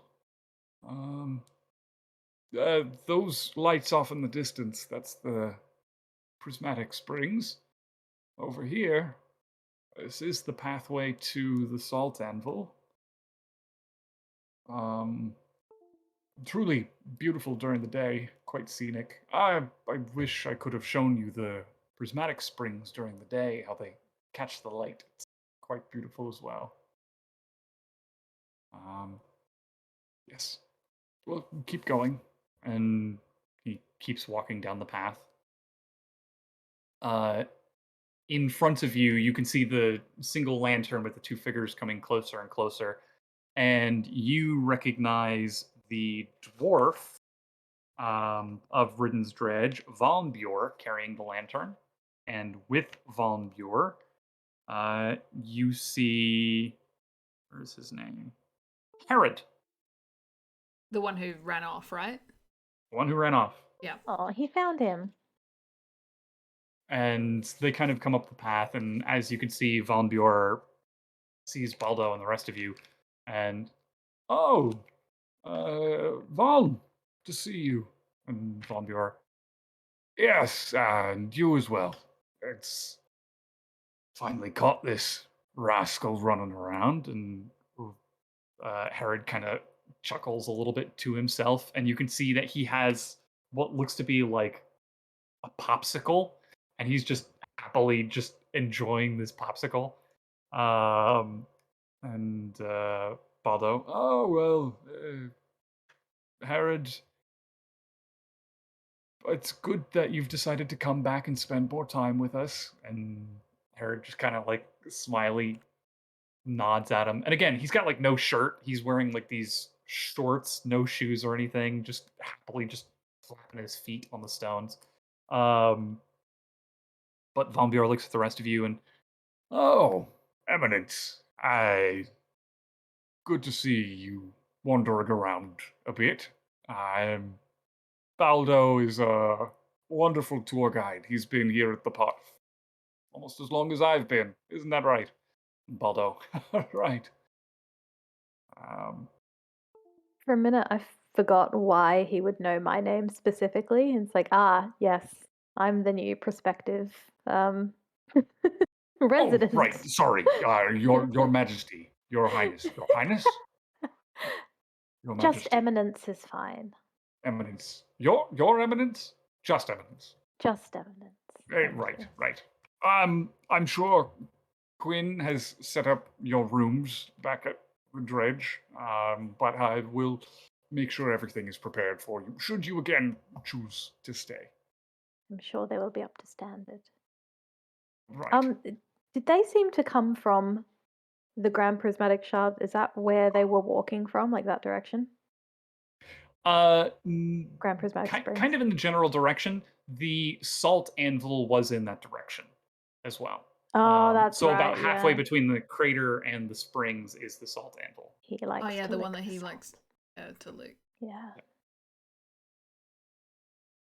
Well, again, it's good to see you. I'm sure in the morning we'll have much more to discuss. And if you do decide to return to the dredge, make yourself comfortable. Even if anyone who's gone to sleep, I'm sure you can just. We do have a bell on the center table that you can ring and get some attention. But as long as you're with Baldo, I'm sure you're in good hands. And Baldo, of course. Have a wonderful evening, and they smile at each other and depart and continue on. And Baldo looks at the rest of you. So, you know Valm. How is it you've met? I'm just gonna glare at Ori. Just gonna grin at Emmy.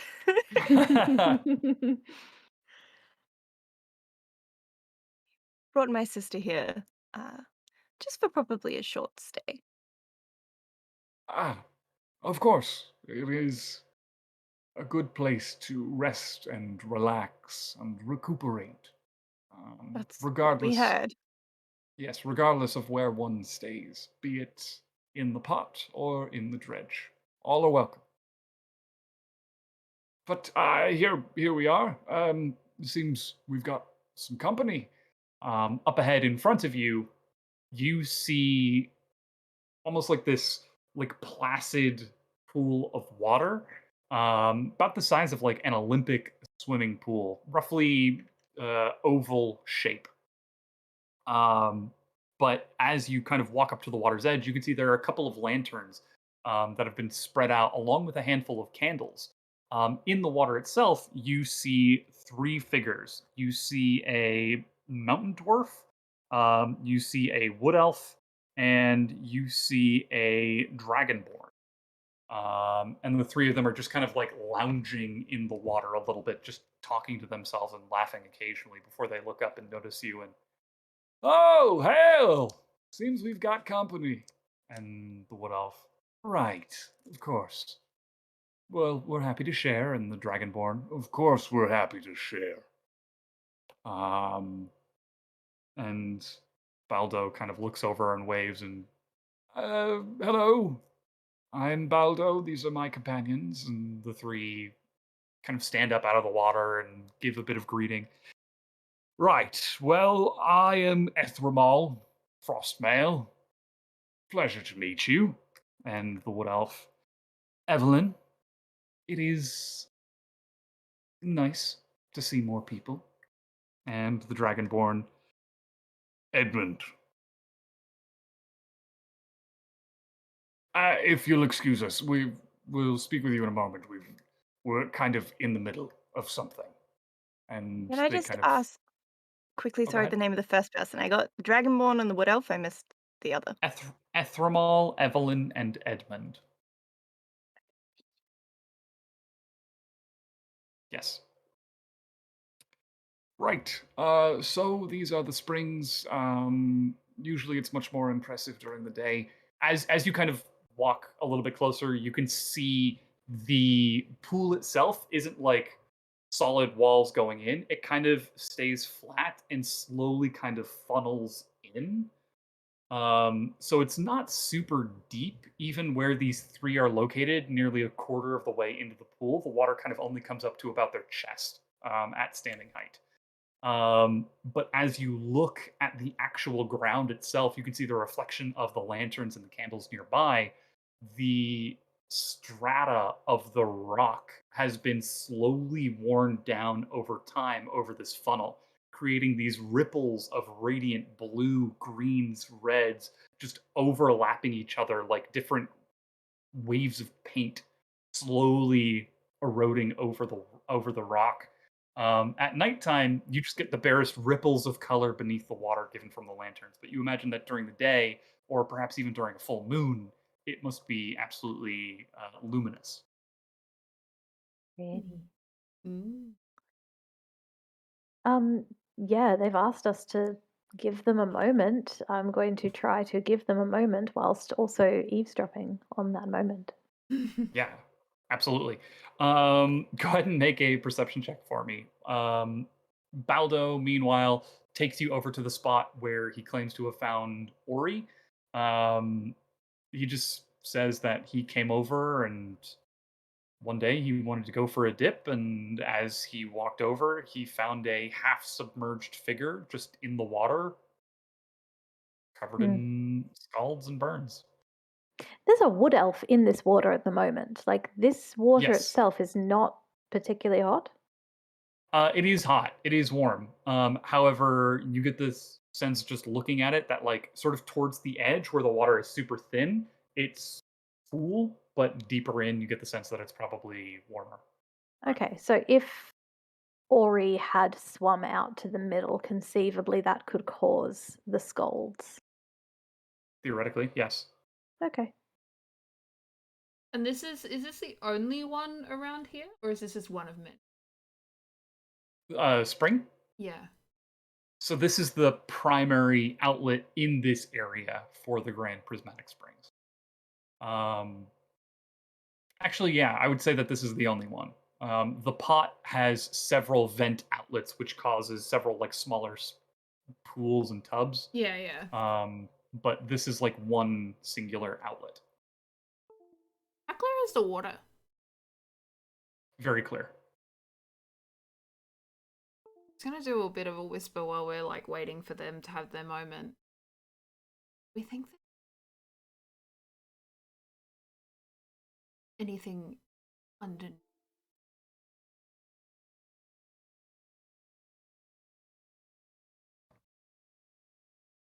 Says what? the vent or that underneath the Yeah, maybe. It has to, the water has to get here somewhere, right? Yeah, the heat must be fed from somewhere. It would make sense if there was a steam vent. we can confirm that. Maybe we can get more of a direction on hub is. With your perception check, you're not able to hear too much. They're kind of being quiet to themselves as they're talking about something. But it's not too long before they finally stop and look over and, right, sorry.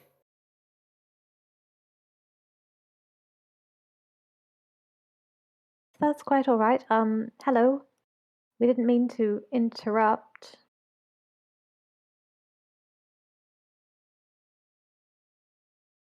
It's not too much of an inconvenience, and you can see that actually, let's.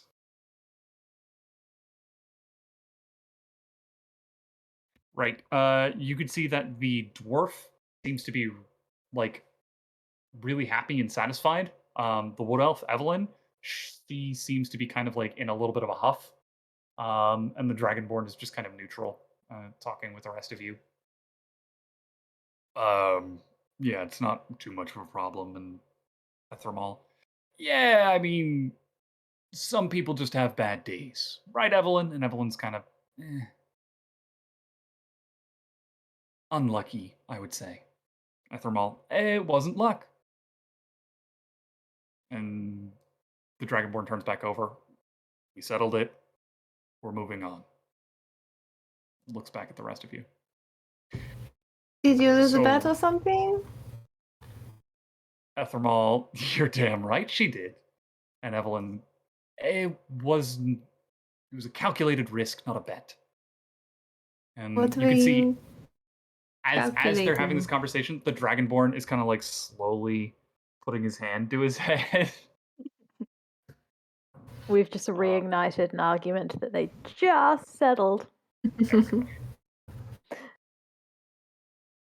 But I want to know about it.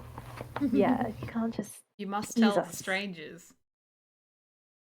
Oh, well, old Evelyn here thought that she could hold her breath longer than I could. And luckily for us, Edmund happens to have a perfect memory and a perfect sense of time. What was it, Edmund? One more time? And Edmund, again, hand over his face. 87 seconds. And Evelyn, I can certainly hold my breath longer than 87 seconds if you don't kick me under the water. And Athramal, well, you never said that was part of the deal. You just said who could hold their breath longer.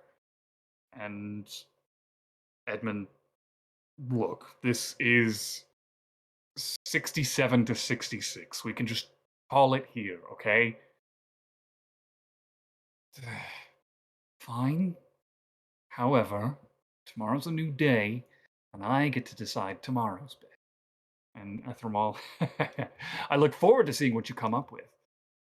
You know, I can run faster, I can hold my breath longer. You're better at climbing, but I'm better with an axe. Oh, we could do cooking. I can do cooking well. And Evelyn, we're not going to do cooking, not after last time's disaster. And you can see, like, they have a dynamic, and they are just very happily continuing on. Do this every day? Just do little competitions between each other, and that's it? Hadrian looks over, or no, sorry, Edmund looks over. It didn't used to be every day, and then it became every day, and then it became multiple times a day until we decided once a day would be enough. And that Evelyn, seems fun. yes, it's good to have competition in an adventuring party. It's good to spur each other along, but some people just don't know when they're beat. And Ethramal, I know the feeling. And You're adventurous. oh yeah. We're Ethramal Frostmail. Perhaps you've heard of me. Of course, Evelyn. I don't even know your last name. I don't have a last name. Well, that's another point for me. Edmund Glorybuff, our wonderful bard and record keeper. We are pleased to meet you. Well, we are adventurous too, and obviously I'm very out of the loop because unfortunately I haven't heard of you, but I'm sure that's, my shortcoming. Well, But that sounds like one of our more a problem in the marketing department. Isn't that right, Edmund? And Edmund's like, I'm not competing. In the marketing, you should be, should keep competitive. If people don't know your name, how are they going to hire you for your big fun adventures?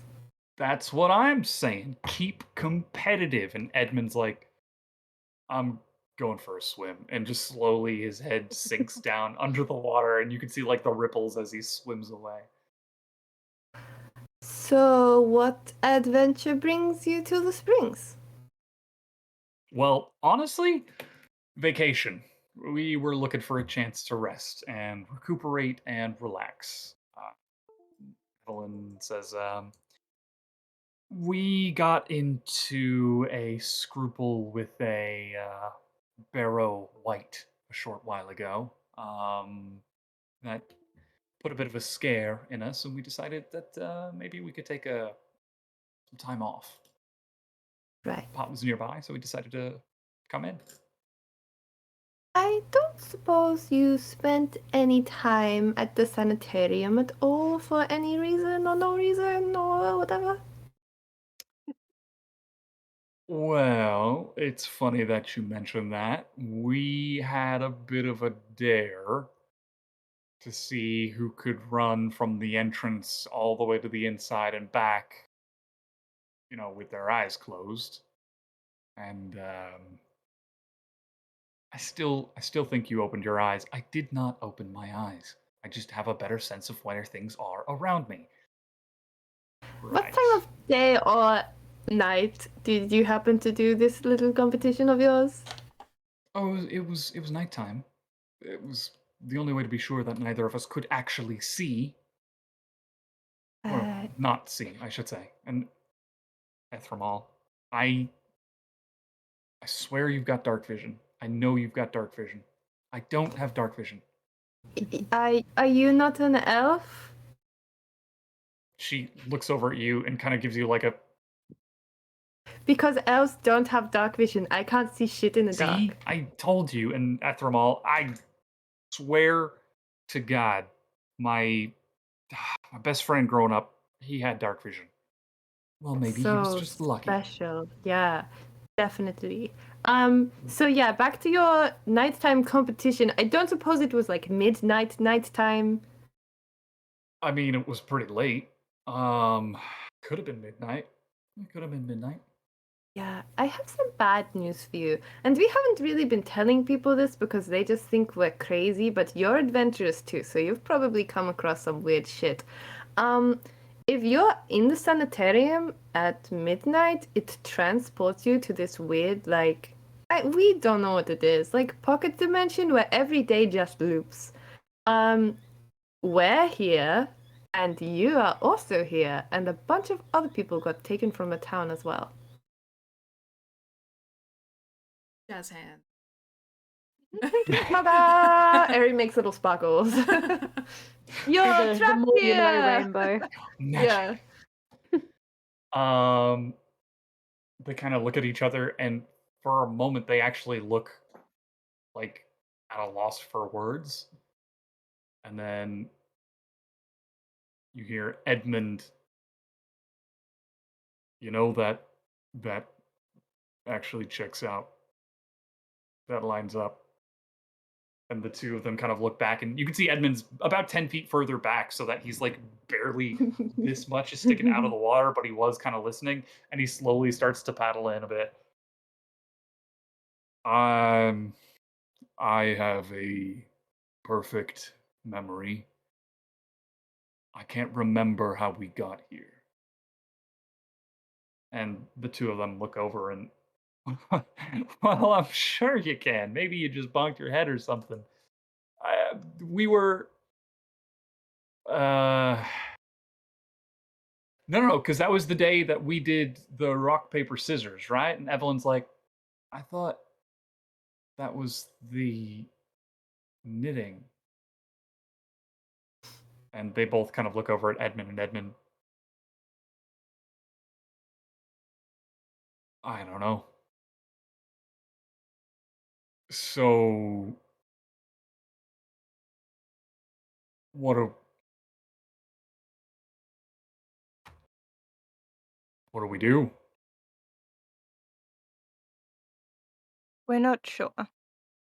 We're trying to figure that out. Yes, we've been investigating. Right. Can't say we found much. Found some fish people. Some fish people died. Wait, if we're in a time loop, that means we've already had this conversation, right? Oh no, we just got Well, here.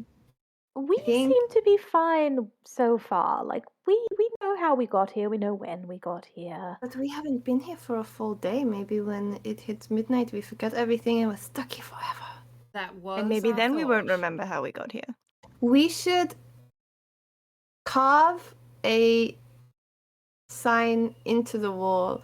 We should write ourselves a letter on paper because it will take too long to write it all in stone.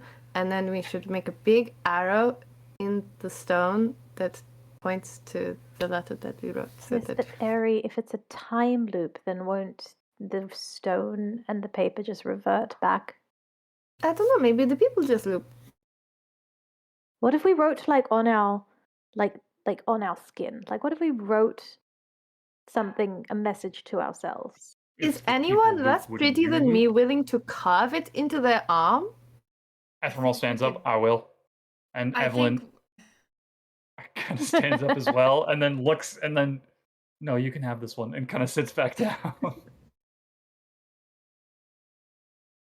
I think that's a grand idea, but maybe just with a pen, some ink, probably be perfectly fine. I mean, we I should was cover our thinking ink. bases. What if we're not right? I've got a scriber's kit, so I've got ink in my pack, and he Cool, so we kind of could stands up out tattoo of the it water. into your skin. Yeah. It's certainly one thing we could try. I mean, I'm gonna look at Natalie and be like, it's not gonna be like an injury. After it's done, we can heal it. It will be just an instant healed word, sentence, paragraph, book. Yeah, the three of them come out of the water. Meanwhile, Baldo is like, "Why didn't you tell me?" Most of the people that like live here are really weird about literally everything. So whenever we Yeah. try and tell them something, they're just like, whatever. Also, Actually, I Baldo, forgot you were here. remember those people that we passed on the street who were like, "Hey, we've got your room ready because you're insane." They think she's insane Told them because the she tried to truth. tell them the truth. Right. I'm going to go. It would be nice if you didn't go tell them that we're all insane. Yeah, where are you going to go? And why are you going? Don't you want to get help us fix some it? food? I'm Weren't very you hungry all eating of a when sudden. we found you? You were already eating. Why are you still hungry? Because it's the food going back from the monastery, repeating itself. The food is in the time. Conspiracy.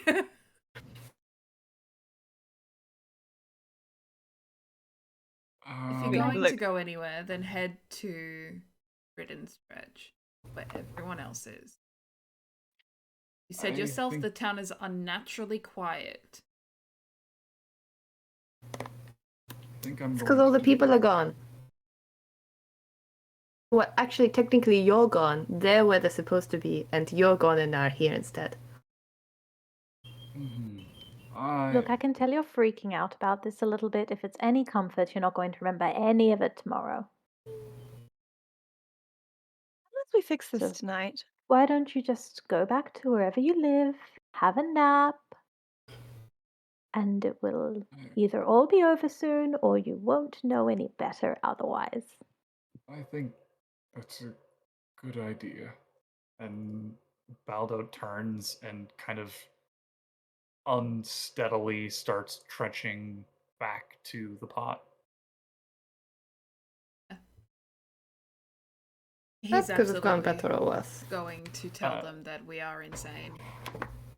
Meanwhile, the other three, Evelyn, Ethramal, and Edmund, have risen from the Prismatic Springs. You can see they've got a couple of like travelers' packs on the side of the springs, and they start putting on some clothes. Edmund loads up in sort of this leather armor, and you can see he opens his pack, and it is just filled with like stacks of journals. Reaches in, kind of shuffles through a few of them, and pulls out an empty one, flips it open, and pulls out a quill from the pages in between before sticking the journal back in, and then starts to root around before he finally pulls out like a jar of ink. Pulls out the jar of ink and sets it down. Ethramal sits over there. All right, well, okay. So if you're new to the time loop, then that means you need to do something that will change the next loop, right? And make things different for us so that we know we're in a loop early. But we don't know what the loop is. We don't know what it's going to be like. We got here only today. So Yeah, I mean, I've been assuming that it would be when we fall asleep, but there's nothing to say that that's when the time loop occurs. I mean, it would make sense if it was midnight, because that's when people get taken. But you could stay asleep forever, and Evelyn's like, not forever, just 72 hours for some of us. Let's also keep in mind, for our benefit, that when we came here, it was midnight. We actually arrived at 4 p.m. Yeah. Oh. So presumably we have a few more hours. Well, It's a whole half a day and a bit. It's like 9:30 at this point. Yeah. Hopefully, it's a 24-hour loop. Probably I not like that this lucky. plan, though. We need to figure out a way. If this is looping, we need to figure out a way to tell people earlier so that you can help us as much as possible. Right? I mean, if it does continue looping, eventually you'll just figure out the best way to say it, given enough trial and error. Yeah, but that sounds really boring. We're also assuming that we won't forget the more times that we do it. But we came into here knowing Yeah, but that there people was also a knew curse. that people were disappearing, and they don't seem to have remembered that. Oh, that's a good point. True. Stop screaming. So then, if this is your first loop, you need to find out what changes and what doesn't. Yep. If it's people, if it's places, if it's anything. And then you need to be able to tell that to people quickly. Yes. As far as we're concerned, from our perspective right now, this doesn't seem to be a time loop. This seems to be time moving forward.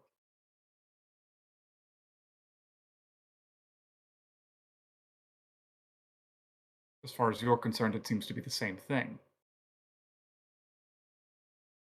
Yes, we haven't experienced any looping yet.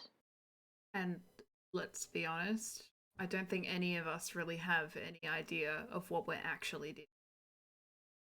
doing. Yeah, when did we decide this was a time loop? It We could be a whole didn't. bunch of We things. were running on the theory that it may have been why we stopped the mother and daughter from taking the food to the monastery, and it's why we tried to interrupt things as much as possible in case that was the issue. True. But Right, it could be so something else entirely. you're just working on a theory then? That is usually how I try to investigate something, I suppose. Seemed like the best option. Everybody who Well, got here that we've talked to has thought it is a certain date, which is the date that they disappeared. And everybody new thinks it's that date, and nobody seems to think it's weird that well, everybody I mean, thinks it's a different day. obviously, it's the 21st, and Edmund, the 21st. I personally have forgotten Isn't again it? what the date is. It was like the It's 7th. about the 7th. Well, I guess it would have been the night of the 6th, and so it would be into the morning of the 7th, if we're being technical. Okay. But So you're a few weeks out. Well, at least we've been relaxed. Evelyn looks over. Some of us have been relaxed. More Think relaxed about than others. You can think of it as like a free holiday where you get way extra time than what you even expected. That's not a bad idea. Yeah. Uh, so this brings us back to square one, though. What do we actually do? The fuck do I know? Yeah, you know what? Well, let's start with a letter. And I am gonna do a tattoo. I'm just gonna do like a single one mark. And if that thing is there tomorrow, I'll be like, why do I have a tattoo on my arm? or even better, if you can write something along the lines of trust, say Aery, or Aery is the Eminence. shortest name. Emmy Oriana is the shortest name. E-M-I. Trust Emmy. I think, look, you got us to trust you once. I'm sure you'll be able to do it a second time. I think I'm just gonna start with the one. Or you could just write Emmy and we'll figure out the rest. Tattoo my name on you. God, I Maybe didn't you think should about tattoo that, both of our names on you, like just to be sure that you know who to trust. And And Evelyn, then you like, would have both ooh, of and you our could put names like tattooed on a your heart clever. in between them, so you know, like, that they're friends, that you should love them. Yeah, maybe you should put a heart around both of us so Oh, that that's you know good. that Yeah, you yeah, love yeah. us. That is the What about- universal symbol for friendship. It's Mm. true. Because Yeah, you trust with your heart. Evelyn's just goading at this point. Athramal, I'm just gonna do the one. We'll start with the one, and when if this is a loop, if your theory is correct, then the next time we'll add another mark, and we can keep track that way. I also think we should, like, I don't know, write this down somewhere, either like on some rock or some stone or something, because if we could do that and it stays, I don't need to stab myself with an inky pen. True. I Well, do have a perhaps we question could. for you both. While you were holding your breath, did you happen to see if there was any way at the bottom of these springs that seemed to lead to further Oh, structures? that's what we should have done for the competition tomorrow. Well, I guess today, tomorrow, yesterday, time loop. No, we just stayed in the shallows and relaxed today, but you can swim out to the center and look down pretty far. It descends about 30 or 40 feet in the tunnel before it gets too far to see. Grand. Did you go to the sanitarium for any reason? You haven't mentioned that. The two of them were looking for an unusual bet, and after spending a day in the hot springs, had heard about an abandoned sanitarium and decided to see which of them were more brave. Well, in one way, that's good because I was a little worried for a moment that maybe people were disappearing from other places and we didn't know about that yet. But I used to do that kind of shit when I was a kid, so I suppose I understand. Mm, yes. You couldn't find Some anything scarier to do as an adult. An abandoned sanitarium. It's the worst you had. Ethermal. Hey, that place in the dark with no people there, abandoned. That was plenty scary, and Evelyn's like, it wasn't that bad. It wasn't that bad. That's how we got here. It wasn't bad for the reasons that you thought it would be bad. And Ethermal again is just kind of. I mean, I'm just saying, most people are scared of abandoned insane asylums. But hey, I guess that makes me in the minority in this group.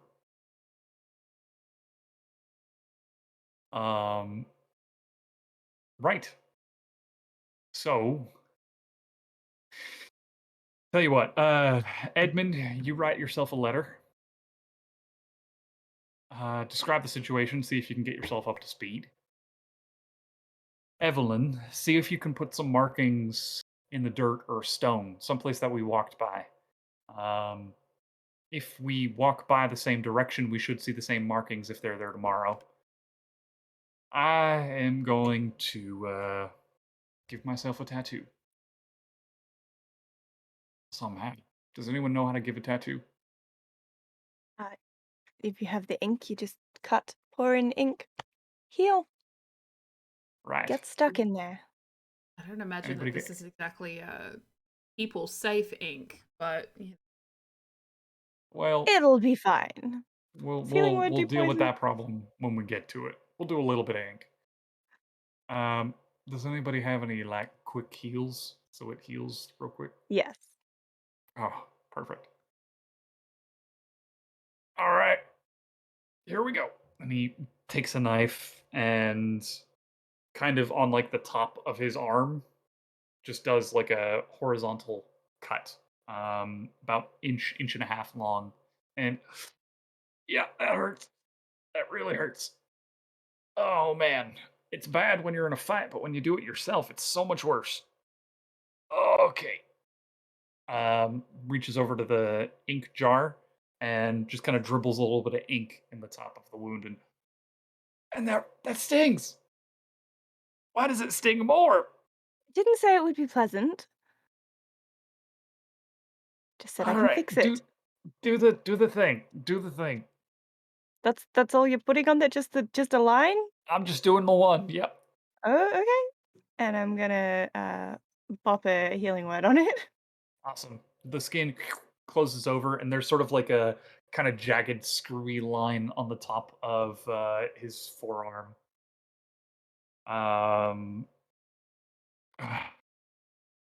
Right. And Evelyn kind of leans in. You know, you sure do complain a lot. I bet you I would have complained half as much. And We can Ethermal, test that tomorrow. I'd like to see you try. And Edmund, I'm trying to write. And a short while later, there's a marking on the stone that says Emmy.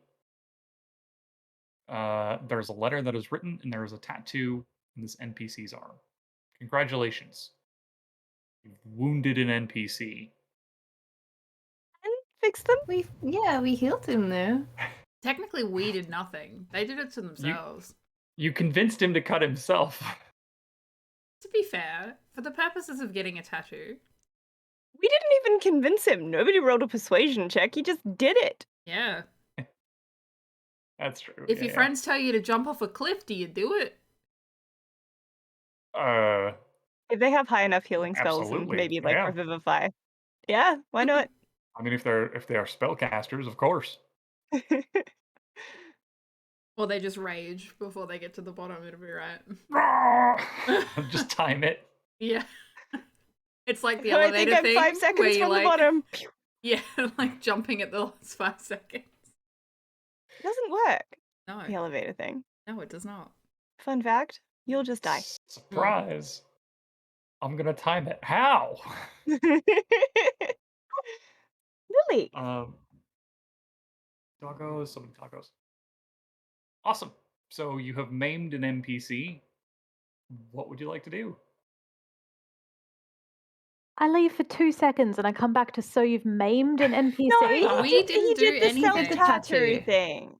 Okay. Technically, we just convinced him to maim himself. Yeah, I that's much still better. am standing by the Really? fact that we should probably be looking for this out bend. Do we think You that brought up the idea of maiming, and he was like, "I'll do it." It took no convincing. Or did? Yeah, I feel like we should look for this vent as well.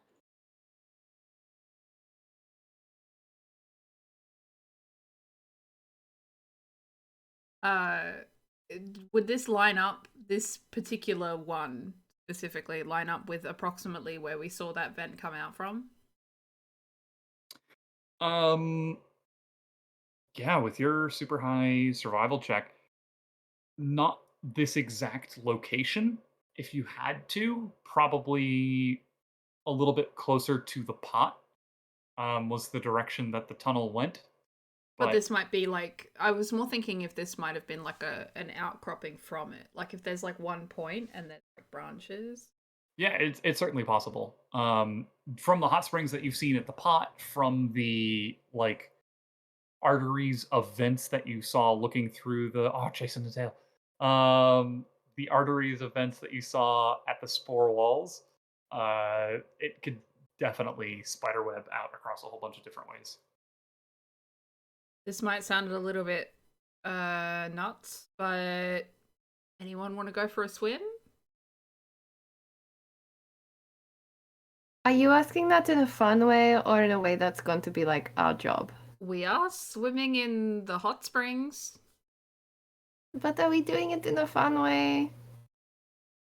Can You could always go make by it fun, myself Aery. if we want, just to see if there's even a thing that goes underneath here. If it even exists. I mean, I don't really want to do it, but I'll watch you do it if you want to do it. Sure. If you all are going down for a swim underneath, I do have something that might help. And kind of starts rooting around through the bag a little bit before he pulls out what looks to be almost like a bluish, clearish potion of this like weirdly viscous fluid, and kind of clink, plunks it down on the stone next to you. It's a potion of water breathing. Right, but I'm afraid I used one of them on these two just a little bit earlier. So there is one remaining. And they're like one person, right? Yes, this is one potion which will give one person water breathing for 1 hour. Cool, sick. You are the most athletic. I'm just looking at my stuff to see if I can give you anything that will make you a little bit more fire resistant if you do happen to find a sulfur tube.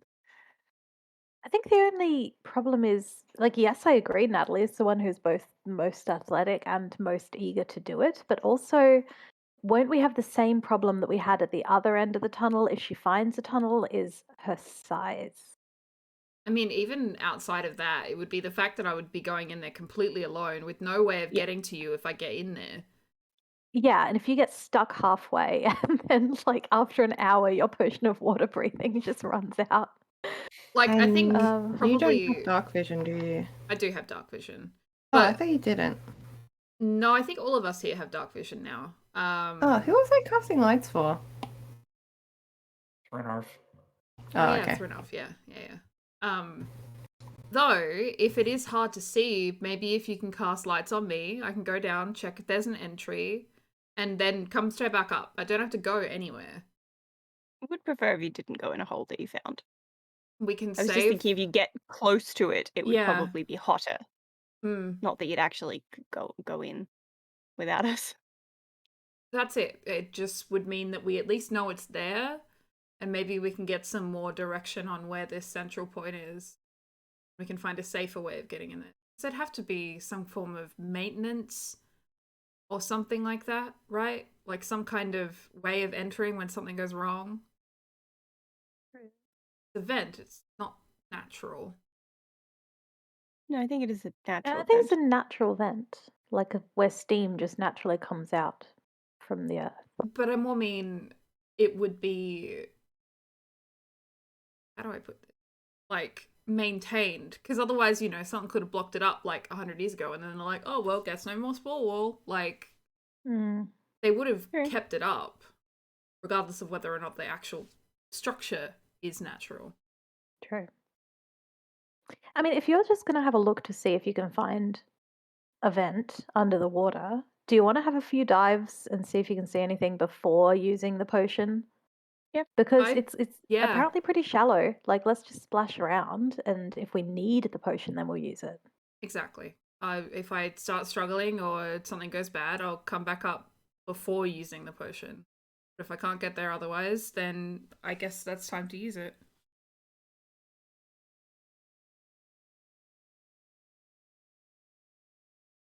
Endorse this plan. If someone makes me real bright, hopefully you'll be able to see something above as well. I will cast light on her then.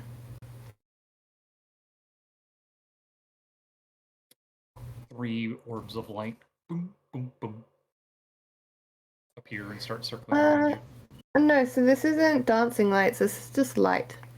So I think I forgot to mention that last time. So it's you touch an object, so I'll touch something she's wearing. Like a cloak pin or something. I'm And- sure I have something like that.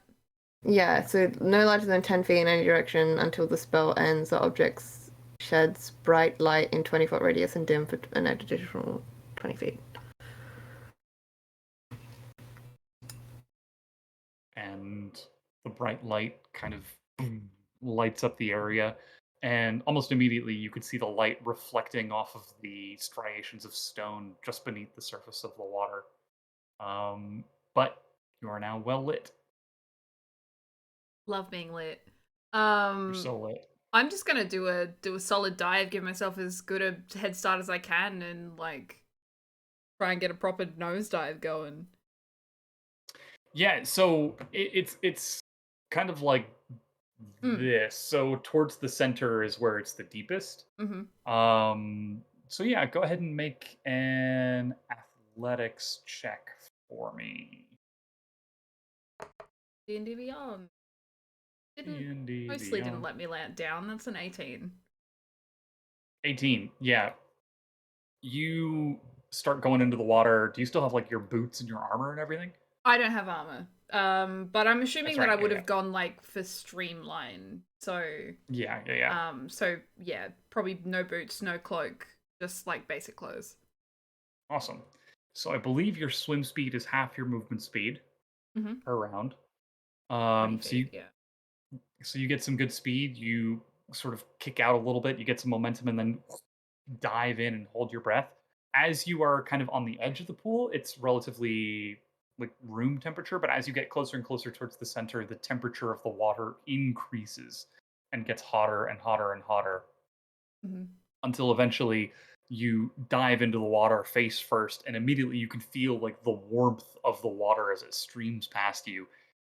You start kicking down towards this tunnel with the light pointing in front of you, and as you kind of crest the final dip into the tunnel proper, you can see that it continues pretty deep. It goes down like a good 60 or 70 feet. You can barely see it sort of curving out of the way at the end of your dark vision. And it does appear to be natural. It kind of Yeah. moves and wends just a little bit. But the temperature just continues to get hotter and hotter and hotter until you're finally swimming in the actual tunnel itself. In total, the tunnel is probably about this wide. So it is pretty narrow circularly. So you're kicking. You get the sense that turning around is going to be take like one full round worth of movement just to rotate around.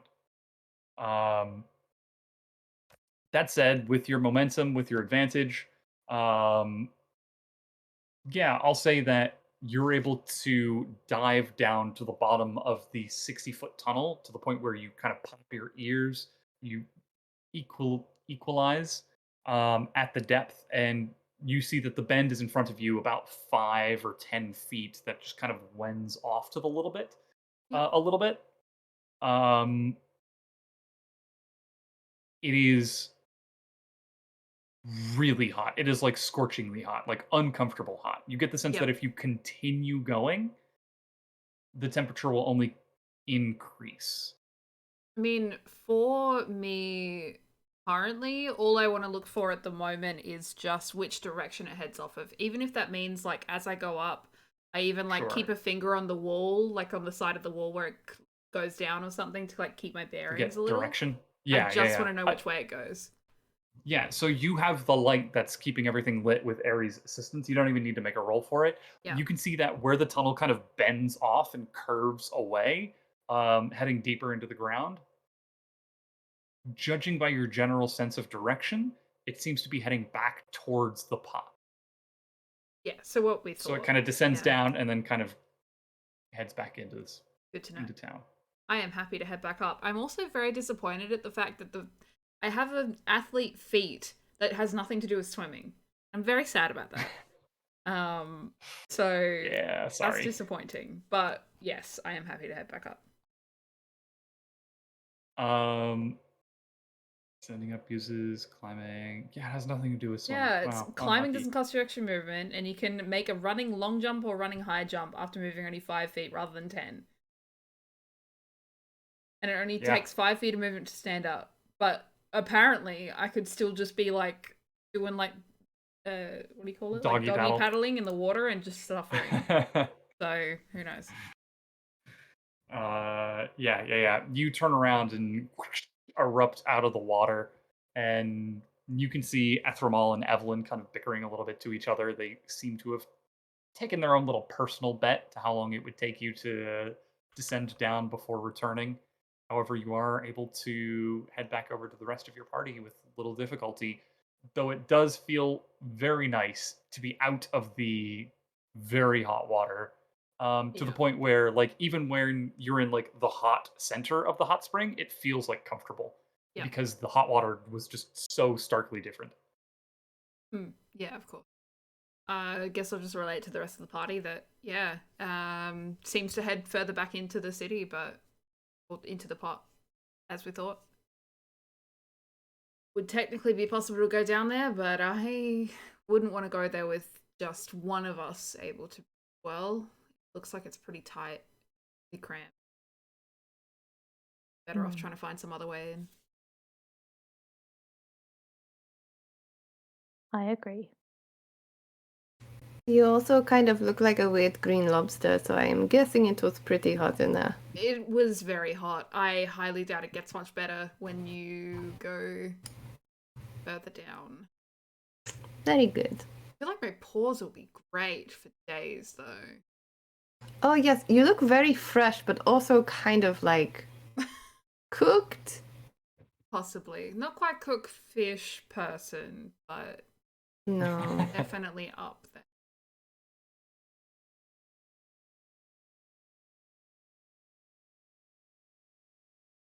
That helps with it. Well, now we know there is something there, and it seems to correspond to whatever the fish people were doing at the other end. There's a reason they were trying to get down there for this. And you had a reason for wanting to know if it went in that direction, right? What was your theory about it? That's me. I wanted to know whether there was some kind of central place that this all meets up. The fish people that we met, they were looking to come in here. Then there's Aery, who was also swimming in the hot springs, which I get the feeling that maybe they did the same thing I just did and just went a little too far. Like, all signs appear to be pointing to underneath this thing, right? So I'm trying to get some idea of where this central point is. Maybe it's worth going back and speaking to some of the people at Ridden's Dredge, now that we have some more information. And now we have some people that we've shared with what's going on and actually believe us. I think we should definitely try to speak to Aery. Although Aery was only speaking in like gibberish, right? But Aery was the one who also... Wasn't Aery the one who spoke to us when we first got here? Yeah, I'm trying Yeah. to And was the only one remember. to really kind of make sense? In Didn't that, they like... tell us it was a time loop? Actually, Yes. Yeah, now that something about now that we time. talked about where our idea came from, I'm pretty sure Ori told us, and we believed them because their room had the magic origins before we crossed over. Yeah. We thought that maybe Aery might have been responsible, but... maybe it's just that they knew about it and were trying to do something about Oh. Is that the plan? Go look at Emmy's room for the night and see if we can speak to Ori. Yes, speaking of that, where do you plan to stay? Because you have very conveniently set me up with an all-inclusive hotel room. But I don't think they have made a room for you. Well, maybe we'll see if they have a little trundle bed and I can stay with you. But I don't recall offering. you want to stay in the insane asylum all by yourself? I won't be by myself. I'll be with Duck. True Duck The is insane wonderful. person. He seems nice. And apparently I'm insane too, so what do I care? Can I also Fair just point out too that if we rested before we got up at midnight, we are not in need of any rest currently. Oh yeah, that's true. Y'all But are they're fully going to go to rested. sleep and we won't be able to talk to them. If And they're we sleeping. should... It would be a good time for us to look around, see if something happens here at their midnight. I say no sleep for us at least until morning here.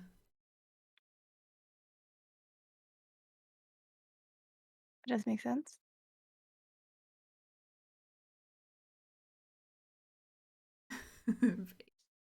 A bee.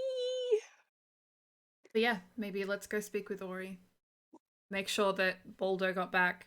With the lights that we saw in the city, the two lights were coming from the Herod and what's his face? Von, yeah, Yeah. Von Burr. There was another one, wasn't there? Yes, so there were two sets of lights. One set of lights was Volbjorn escorting Herod back. The other set of lights was Ethramal, Evelyn, and Edmund. Ah, from the springs. Okay, cool. Springs, yes. So we haven't missed it. Theoretically. Usually if someone's wanting to be quiet, they don't have lights. Yeah, let's go speak with Aery then. Especially as a new housemate. I don't know what the term is. Patient to patient. Yeah. New bunkmate. Awesome. So you're heading back to Ridden's Dredge. Yep. Great. We should check with these people where they are staying in case we need to find them. Like if they're morning, if this doesn't happen at midnight since we like showed up at 4, the next day probably, assuming things don't change till 4, we might need to find them in the morning after they've slept. Where are they sleeping? We're in Dengboche, where most of the tourists are, were staying. Which is the place we were staying. Yeah. Because there's we've got our- Tangbroche and there's Dangbroche. Yeah. We could stay at Dengboche. It's close to the center. You can find us pretty easy. And I guess if we're not there, and your theory is correct about a time loop, will be here. Yeah. Hopefully.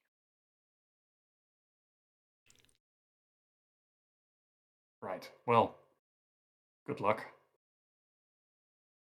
If we see you tomorrow, we see you tomorrow.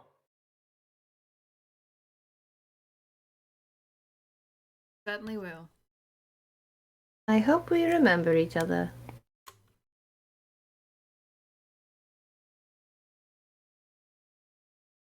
That's so And- threatening. Yes.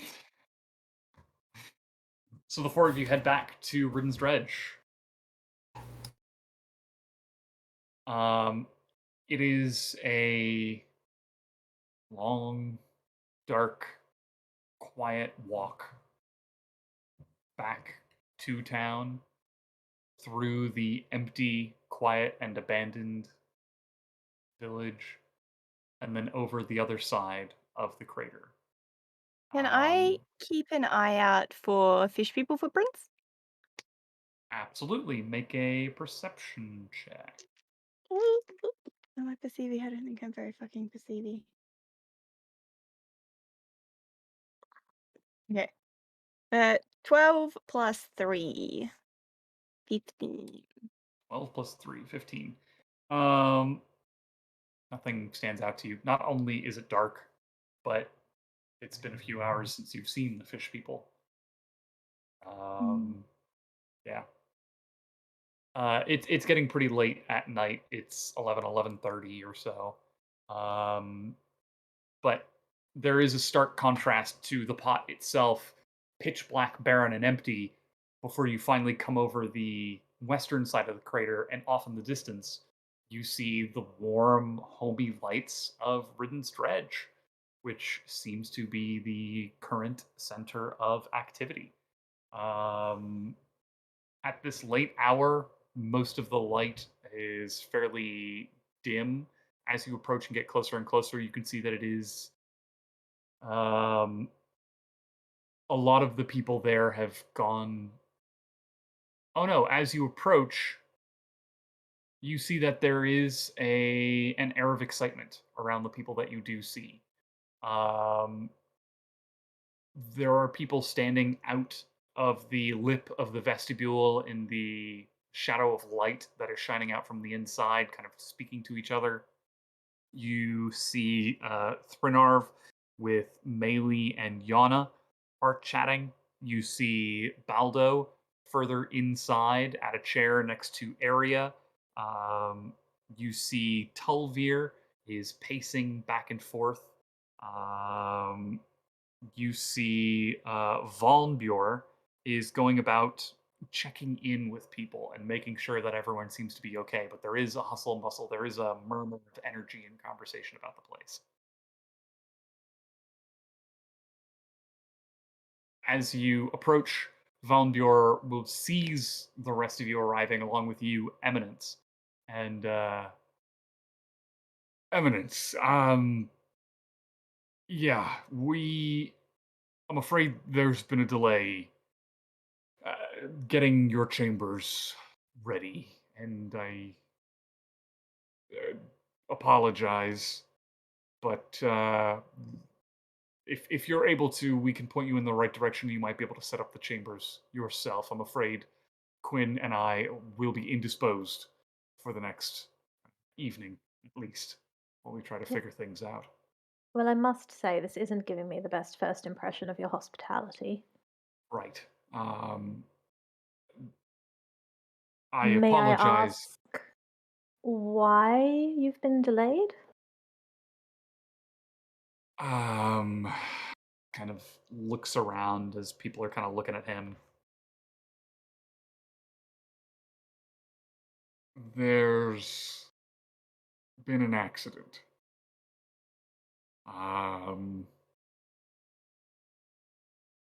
It seems Ock had a fit, and uh, I'm afraid Aery is no longer with us.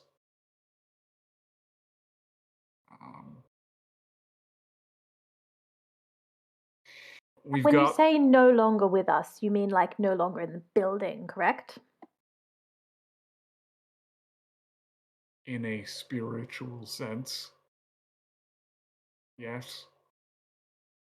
I'm just gonna like Um, throw my hands up and start cursing in Infernal. as you do that, people kind of look surprised and alarmed, and Vaughn kind of, hey, whoa, there's no need for that. I'm a princess of hell. What do you expect? That's Right, why I'm right. here. Talvir kind of says, see, she gets it. Yeah, Talvir's there, Aery's there. You see, bring up my list of people.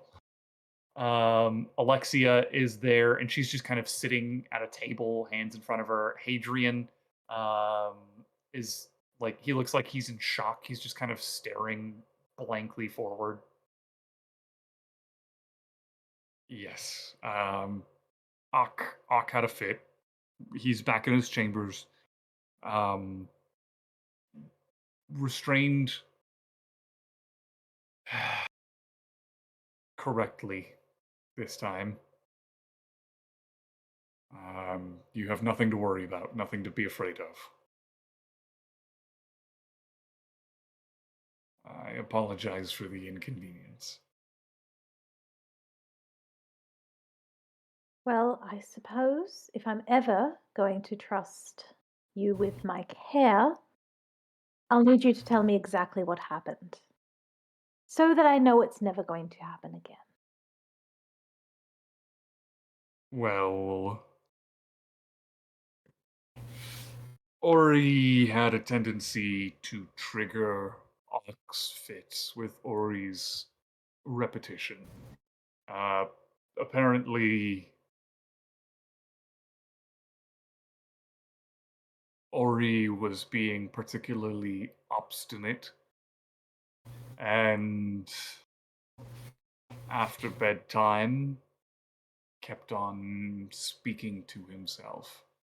Ock has been good lately, so we had his door open, and Ock decided to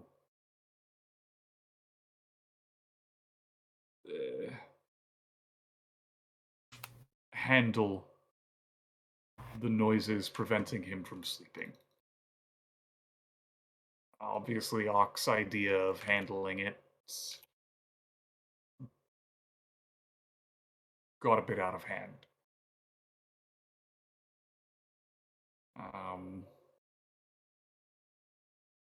Quinn and I, after I brought Herod back, Quinn and I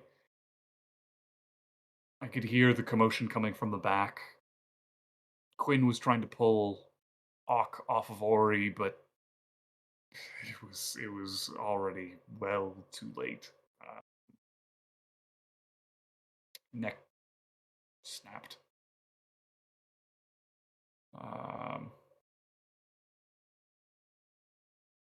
Yeah, it's a rough night.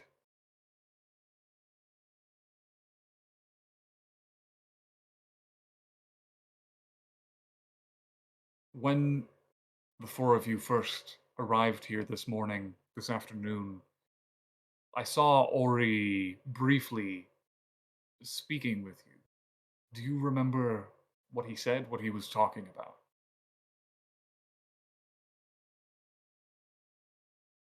Maybe that could be related.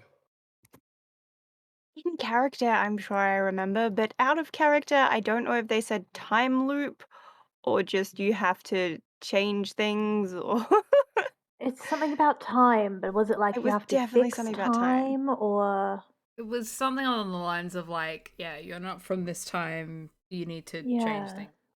time is wrong. I Yeah. don't know if it was time loop. I think we came up with the time loop thing, but Yeah, I You don't gonna think that kill was my it. dog? They're so excited, just running circles around and around and around and around. She just really wants to walk. Where is Vod? But yeah, I can't remember for sure.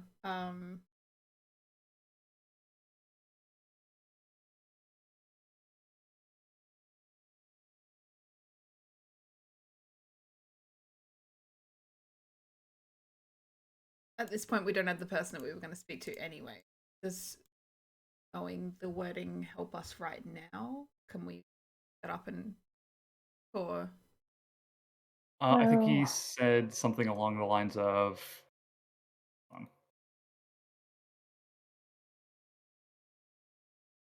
I've opened the VOD and I have your voices coming out of Discord and a VOD.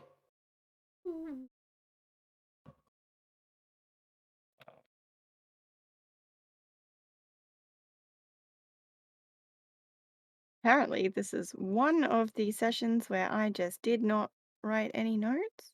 yeah, I was just thinking the same. I was looking back at my past notes. I'm like, why do I just have nothing for that session? I I think think I was. because we'd just taken it in and hadn't like we just accepted it as like truth. I think I Yeah. also was writing it in a book that day, not on my Word document. Yeah, it's not in my book, and it's not in my document. I mean, it's pretty in character for us all to have forgotten.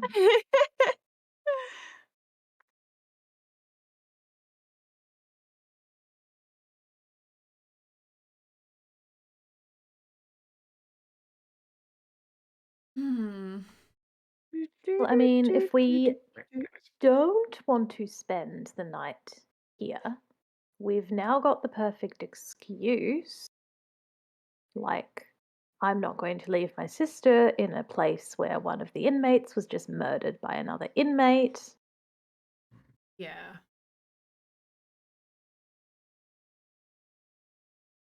I think he said something about or else it'll keep looping and looping and looping and looping and looping and looping and looping and looping. Something along those lines. Well, that's a good sign. Maybe he'll be fine tomorrow.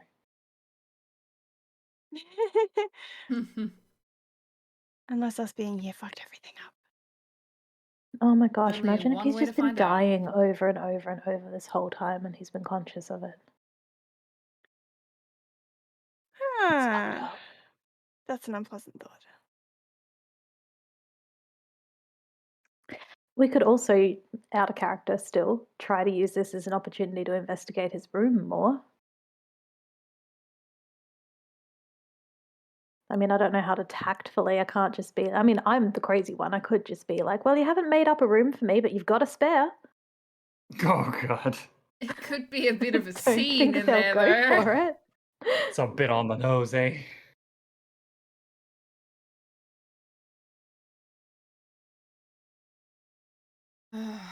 I don't.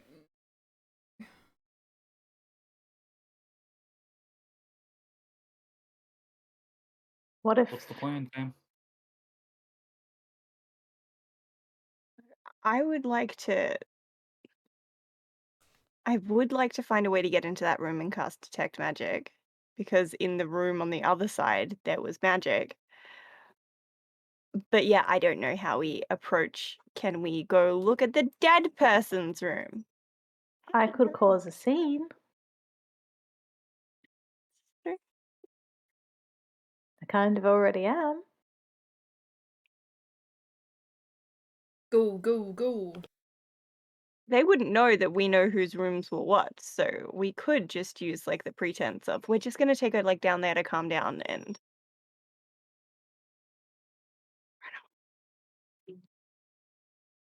Billy, please stop screaming. Okay. Uh, yeah, cause a scene. Cool. I'm going to start yelling again in Infernal because that seems to freak people out.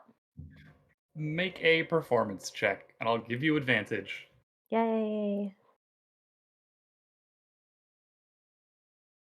One is a I'm 14.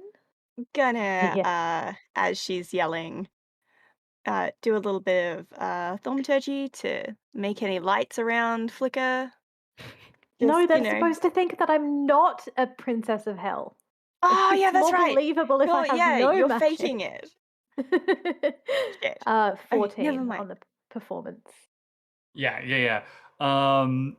Hadrian kind of like snaps out of his daze and looks at you, and there's just a look of just confusion of like, what is going on here?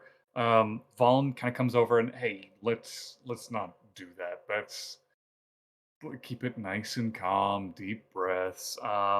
This is Tulvir, calm. It's just what the language sounds like. yeah, Tulvir gets up and just starts pacing around the table. You can see Thrinarv kind of lean in and kind of puts a hand on Yana and Melee to kind of pull them a little further away from the door, away from the commotion. Things start to excite a little bit and ramp up. Yeah, you can see Herod just comes booking it out of the back and immediately, again, no shirt, no shoes, zips past all of you outside into the dark and Valen's like, oh god, I just got him back. Oh, Herod! And starts heading back outside after Herod. After a brief moment, Gwyn comes out of the back as well, looking around. What is the commotion going on out here? Eminence, what is the cause for the disturbance? What's going on? Well, I was told that I would have a room ready for me, and then I come back, and not only is my room not ready, but it turns out that one of the people that I was going to be staying with has apparently been murdered, and I don't know what kind of establishment you think this is, and Right. why you think it is fitting for royalty of all things. He kind of looks over at you, Oriana, with like a please God help me look. And I'm Like, going to turn to Oriana and start ranting in internal. Are you actually going to try to drag me out of here at any point? Because I thought the whole idea of this was to get us towards the place that we want to go, and I'm running out of things to say, okay? I can't keep this up for that much longer. Well, I was actually planning on not being here. As soon as you said that Quinn comes this direction, I was going to say I would like to leave. Because the whole point of this oh, was and to get me head. down the hallway to try and detect magic in Aura's Sure. room. I do have disadvantage on that, but is it possible that this would If give you're me advantage, sneaking. which would make me flat? Yeah. So I I was would assuming it say, had to be sneaky, since I'm trying to have people not notice that I'm leaving. oh, if you want to do it stealthily, then yeah, you could do stealth. I would honestly just say you could also just do like performance and just like that kind of like I work here walk. Um, I'm happy to do performance. Yeah, I would like to see if See if there's yep, a high vis vest you can chuck on. yeah, exactly. Clipboard and a ladder. it's the nicest I have rolled all day. Thank fuck. What is my performance? 3. Dirty 20. 30, 20. Yeah. Quinn doesn't even see you as you walk past. Like it's like that mental blind spot of like this person knows where they're going and you just let them go past. Armor clinking the whole way. You can see Tulvir from the front is like observing and very clearly learning watching this endeavor. But either way, you make it past. Natalie and Aery, what are the two of you doing while Emmy is going off in Infernal? I guess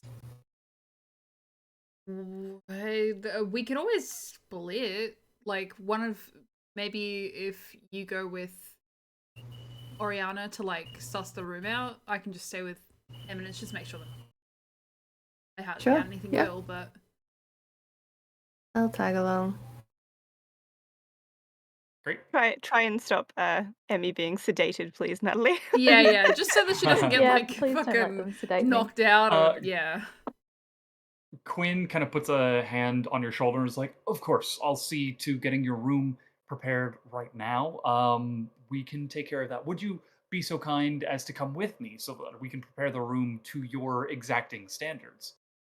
Well, Um, seeing as you can't seem to get anything done yourself, I suppose I'm going to have to, aren't I? Lead the way. Of course, right. And like takes you down the side corridor to the additional housing wing. Awesome. Oriana, you head down the hallway towards the rooms, and you immediately see, as you enter into the room, most of the residents' rooms. The doors are open, people are awake, people are trying to figure out what happened.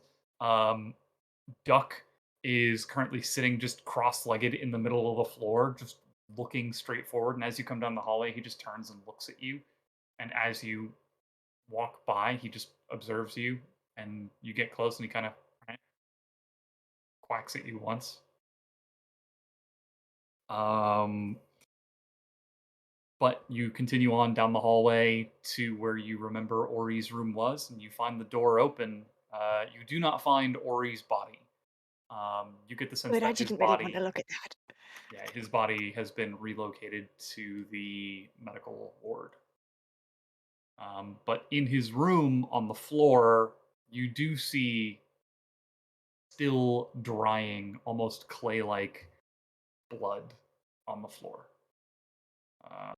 There is some on the sheets as well. It seems that there was a struggle going on. The door is kind of bent a little bit out of the frame.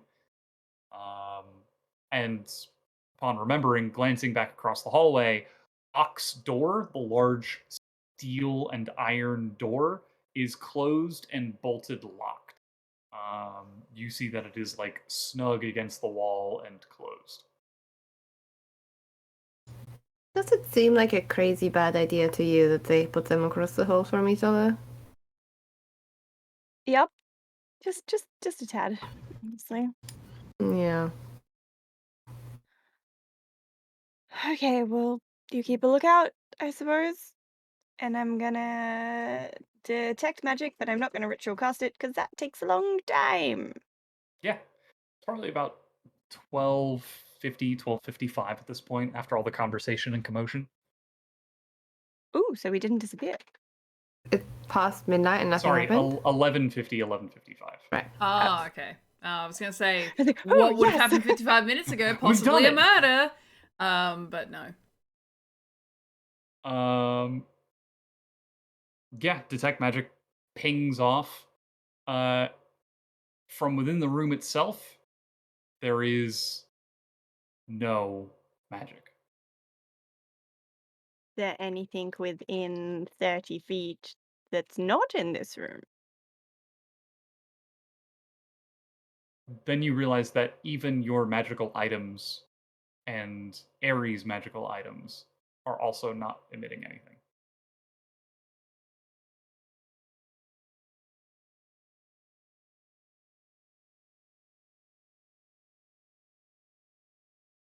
Make Okay, an well, Arcana check for me.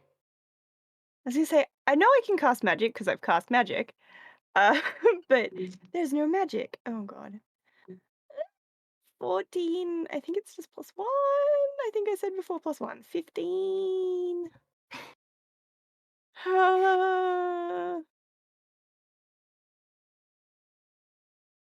15 total. Mhm. It is directional. You can actually pick out a direction to it. The desk catches your attention. It's been jostled, and there are still the weird runic carvings over and over on nearly every square surface, but the drawer is closed, despite being jostled. I feel like we should open that drawer.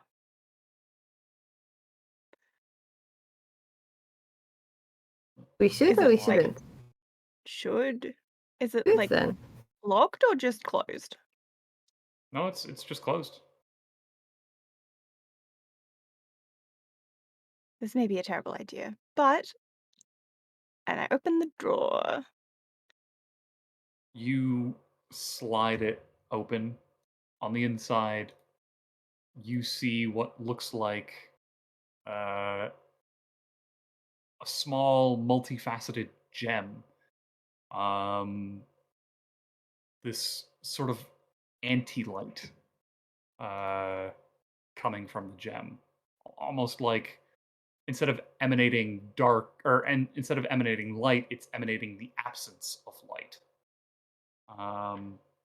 Next to it, you can see a small piece of paper folded over many times and somewhat crumpled along the edges, almost kind of stuffed around this gem inside of the drawer.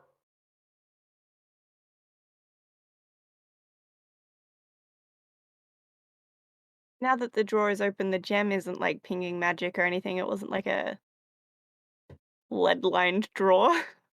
No, no, the gem is not pinging anything. It is strangely captivating.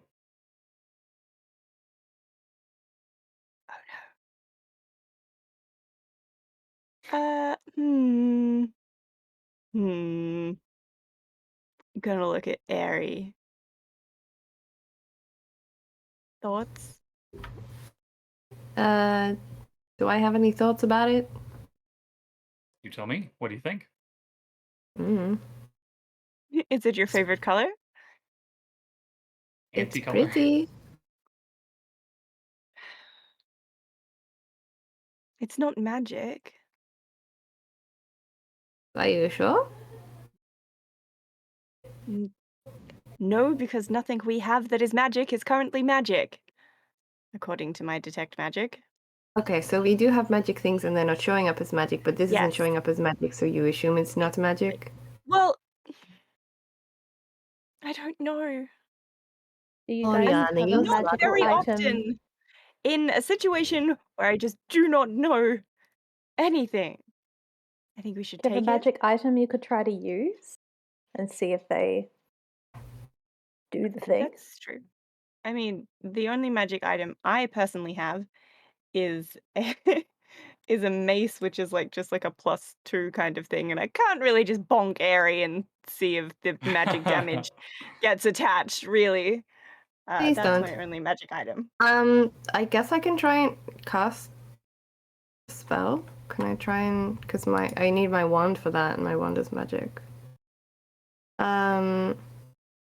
Yeah, I guess, can I cast light? Sure.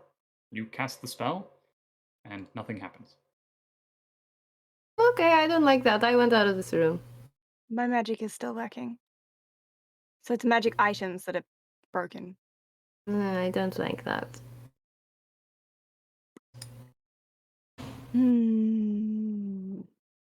Okay, what's on the paper?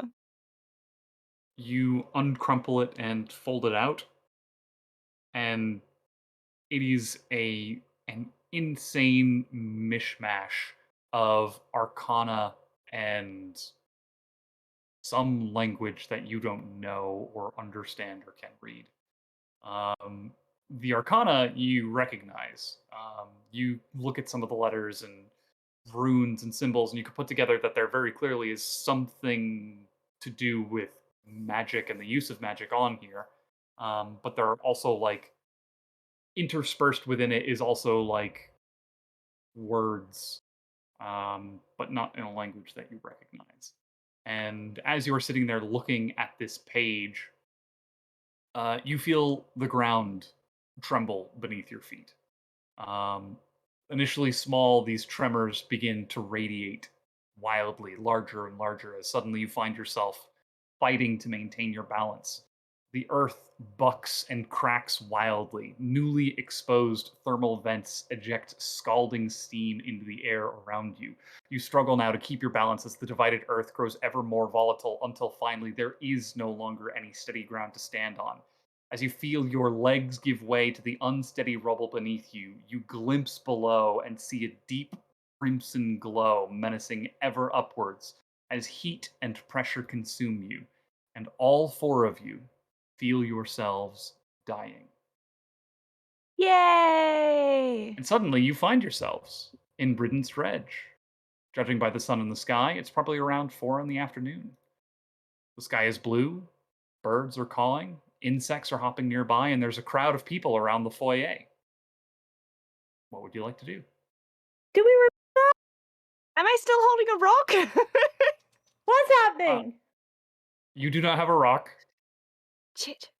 You do not have a letter. Is Do Ori we here? remember just dying. Yes. Oh, well, that's Oh, better than I was expecting. okay. That was. Uh,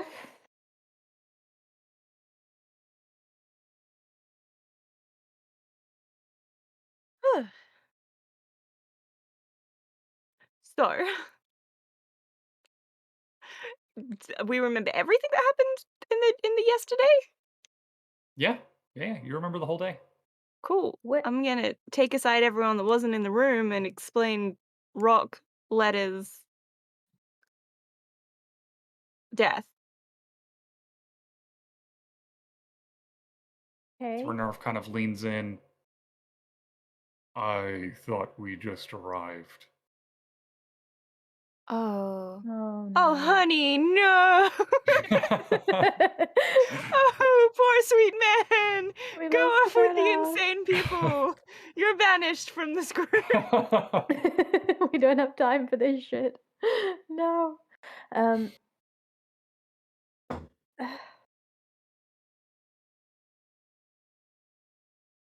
Okay. So some kind of anti-magic, but also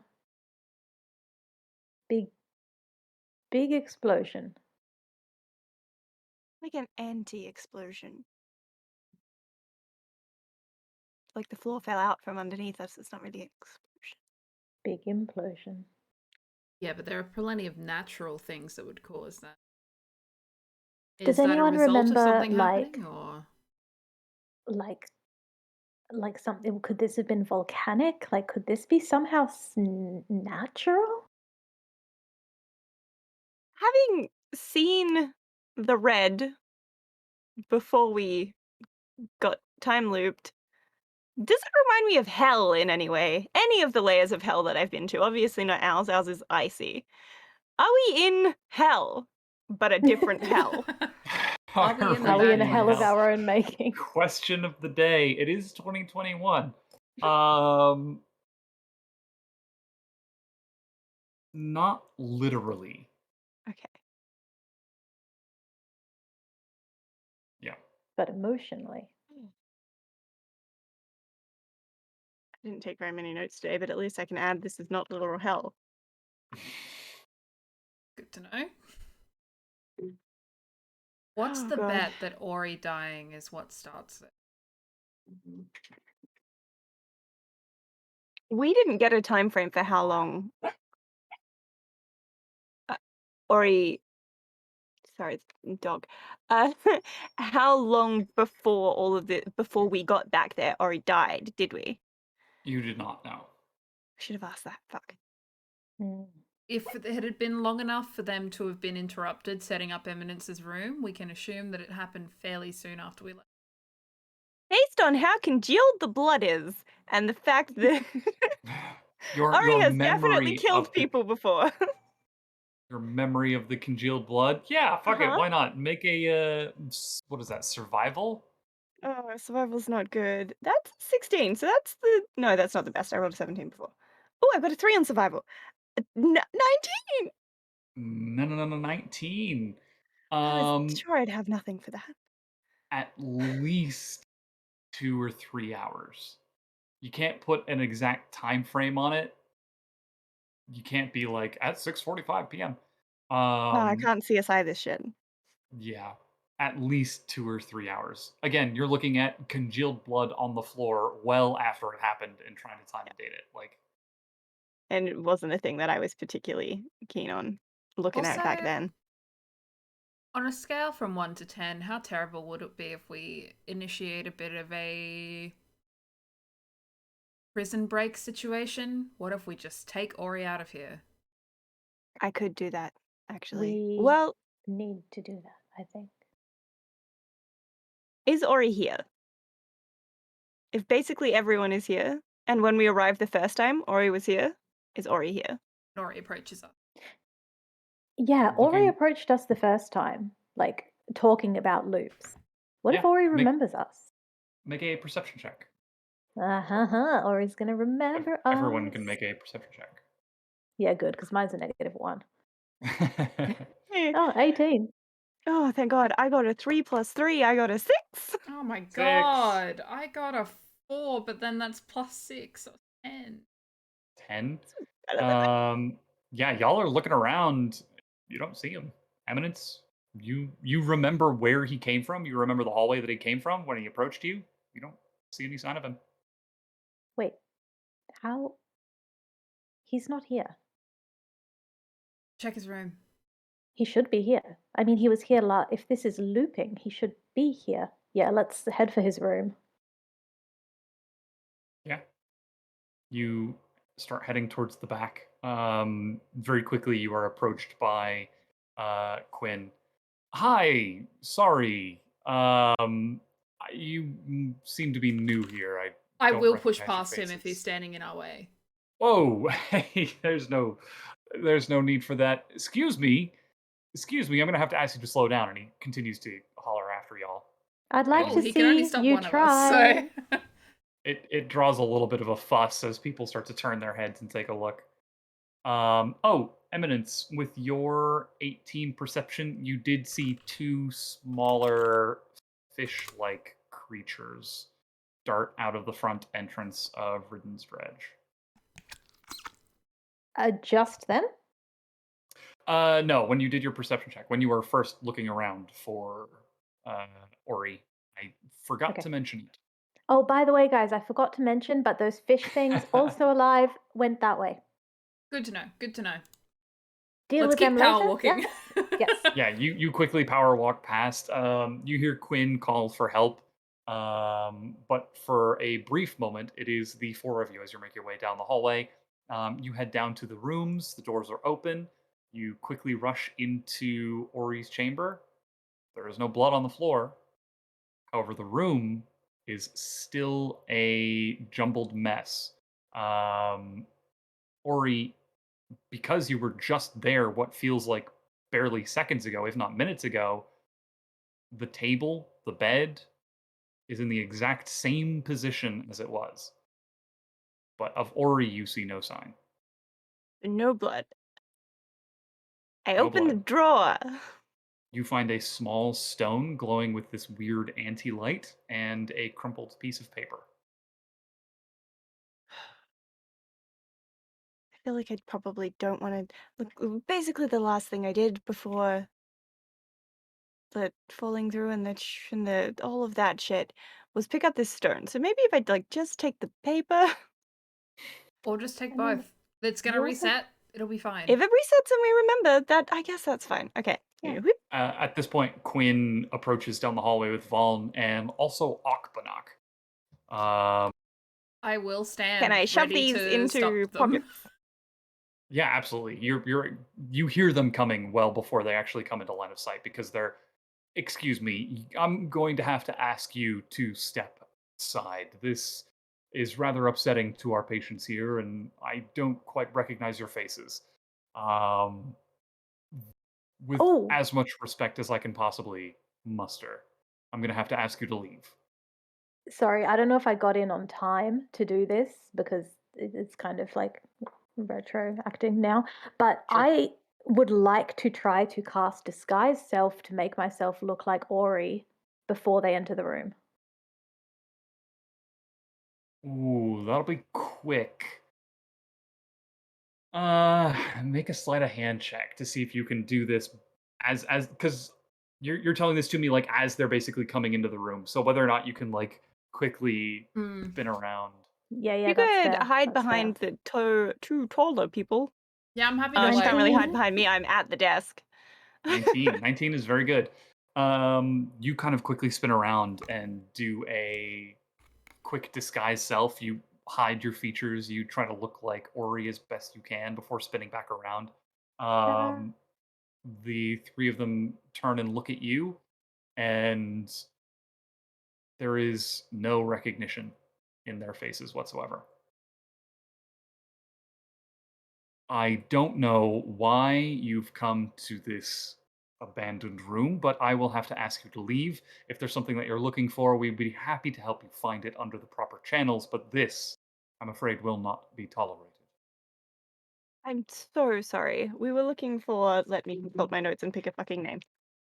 Duck. We were looking for Duck. We were looking for Duck, and I must have got the rooms mixed up. Hmm. I Duck. also believe I am a duck. Quinn looks at you and just gives like a grimace. Duck is out in the foyer.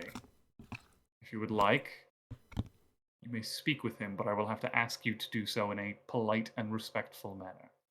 Of course. Thank you. And steps back and waits for the rest of you to leave what As we- was Ori's room. As we walk past, I'm going to say, with the greatest respect, we're only here because we heard of Duck, and my brother here also suffers delusions of being a duck. Quack. Yes. Well, we can.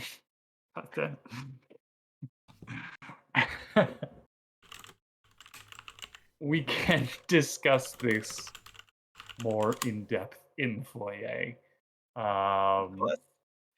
That said, I think this is a good spot to end this session, as the four of you are escorted out with Emmy disguised as Ori pretending to be a duck, not What just recognized. happened? And you make your way back out to the front. Thank you so much for listening in, everybody. God, Duck has been the gift that just keeps on giving. Oh boy. Yeah, this has been a good session. Thank you so much. We'll go ahead and talk a little bit about ourselves before we sign off for the night. More duck emotes in the chat, please. But while we do that, why don't we go ahead and hear from our crew. Oriana, why don't you tell us a little bit about yourself and why Duck is your favorite NPC too? Oh, I'm dying. Hi, I am Maleficent. I am a streamer and a cosplayer. I play Oriana, who rolled with that a lot better than I thought she was going to, honestly. Duck is my favorite NPC because, honestly, how could they just not be? I'm gonna go buy myself duck shoes. I'm gonna be a duck. Become Duck. Embrace Duck. Become duck. By the Yep. end of this, before we manage to get out of this time loop, literally all of us are going to have to, at some point in time, in character, say quack, or I will be very upset. I don't know how we're going to make Oriana do it. I feel like she'd be very resistant, but I want us all to say quack. Perfect. I'm sure the opportunity will arise. Emmy, why is Duck your favorite character? And also tell us a little bit about yourself. Duck is my favorite character because Duck is wholesome, Duck is friendly, Duck has other little baby ducks follow him around sometimes, and that is not just the sweetest thing you ever heard. I'm not choking up thinking of Duck. I'm choking on iced coffee. Somehow. Though he does make me emotional. Yeah, this was fun. I have been Eminence, and that's it. I just can't stop thinking about Duck.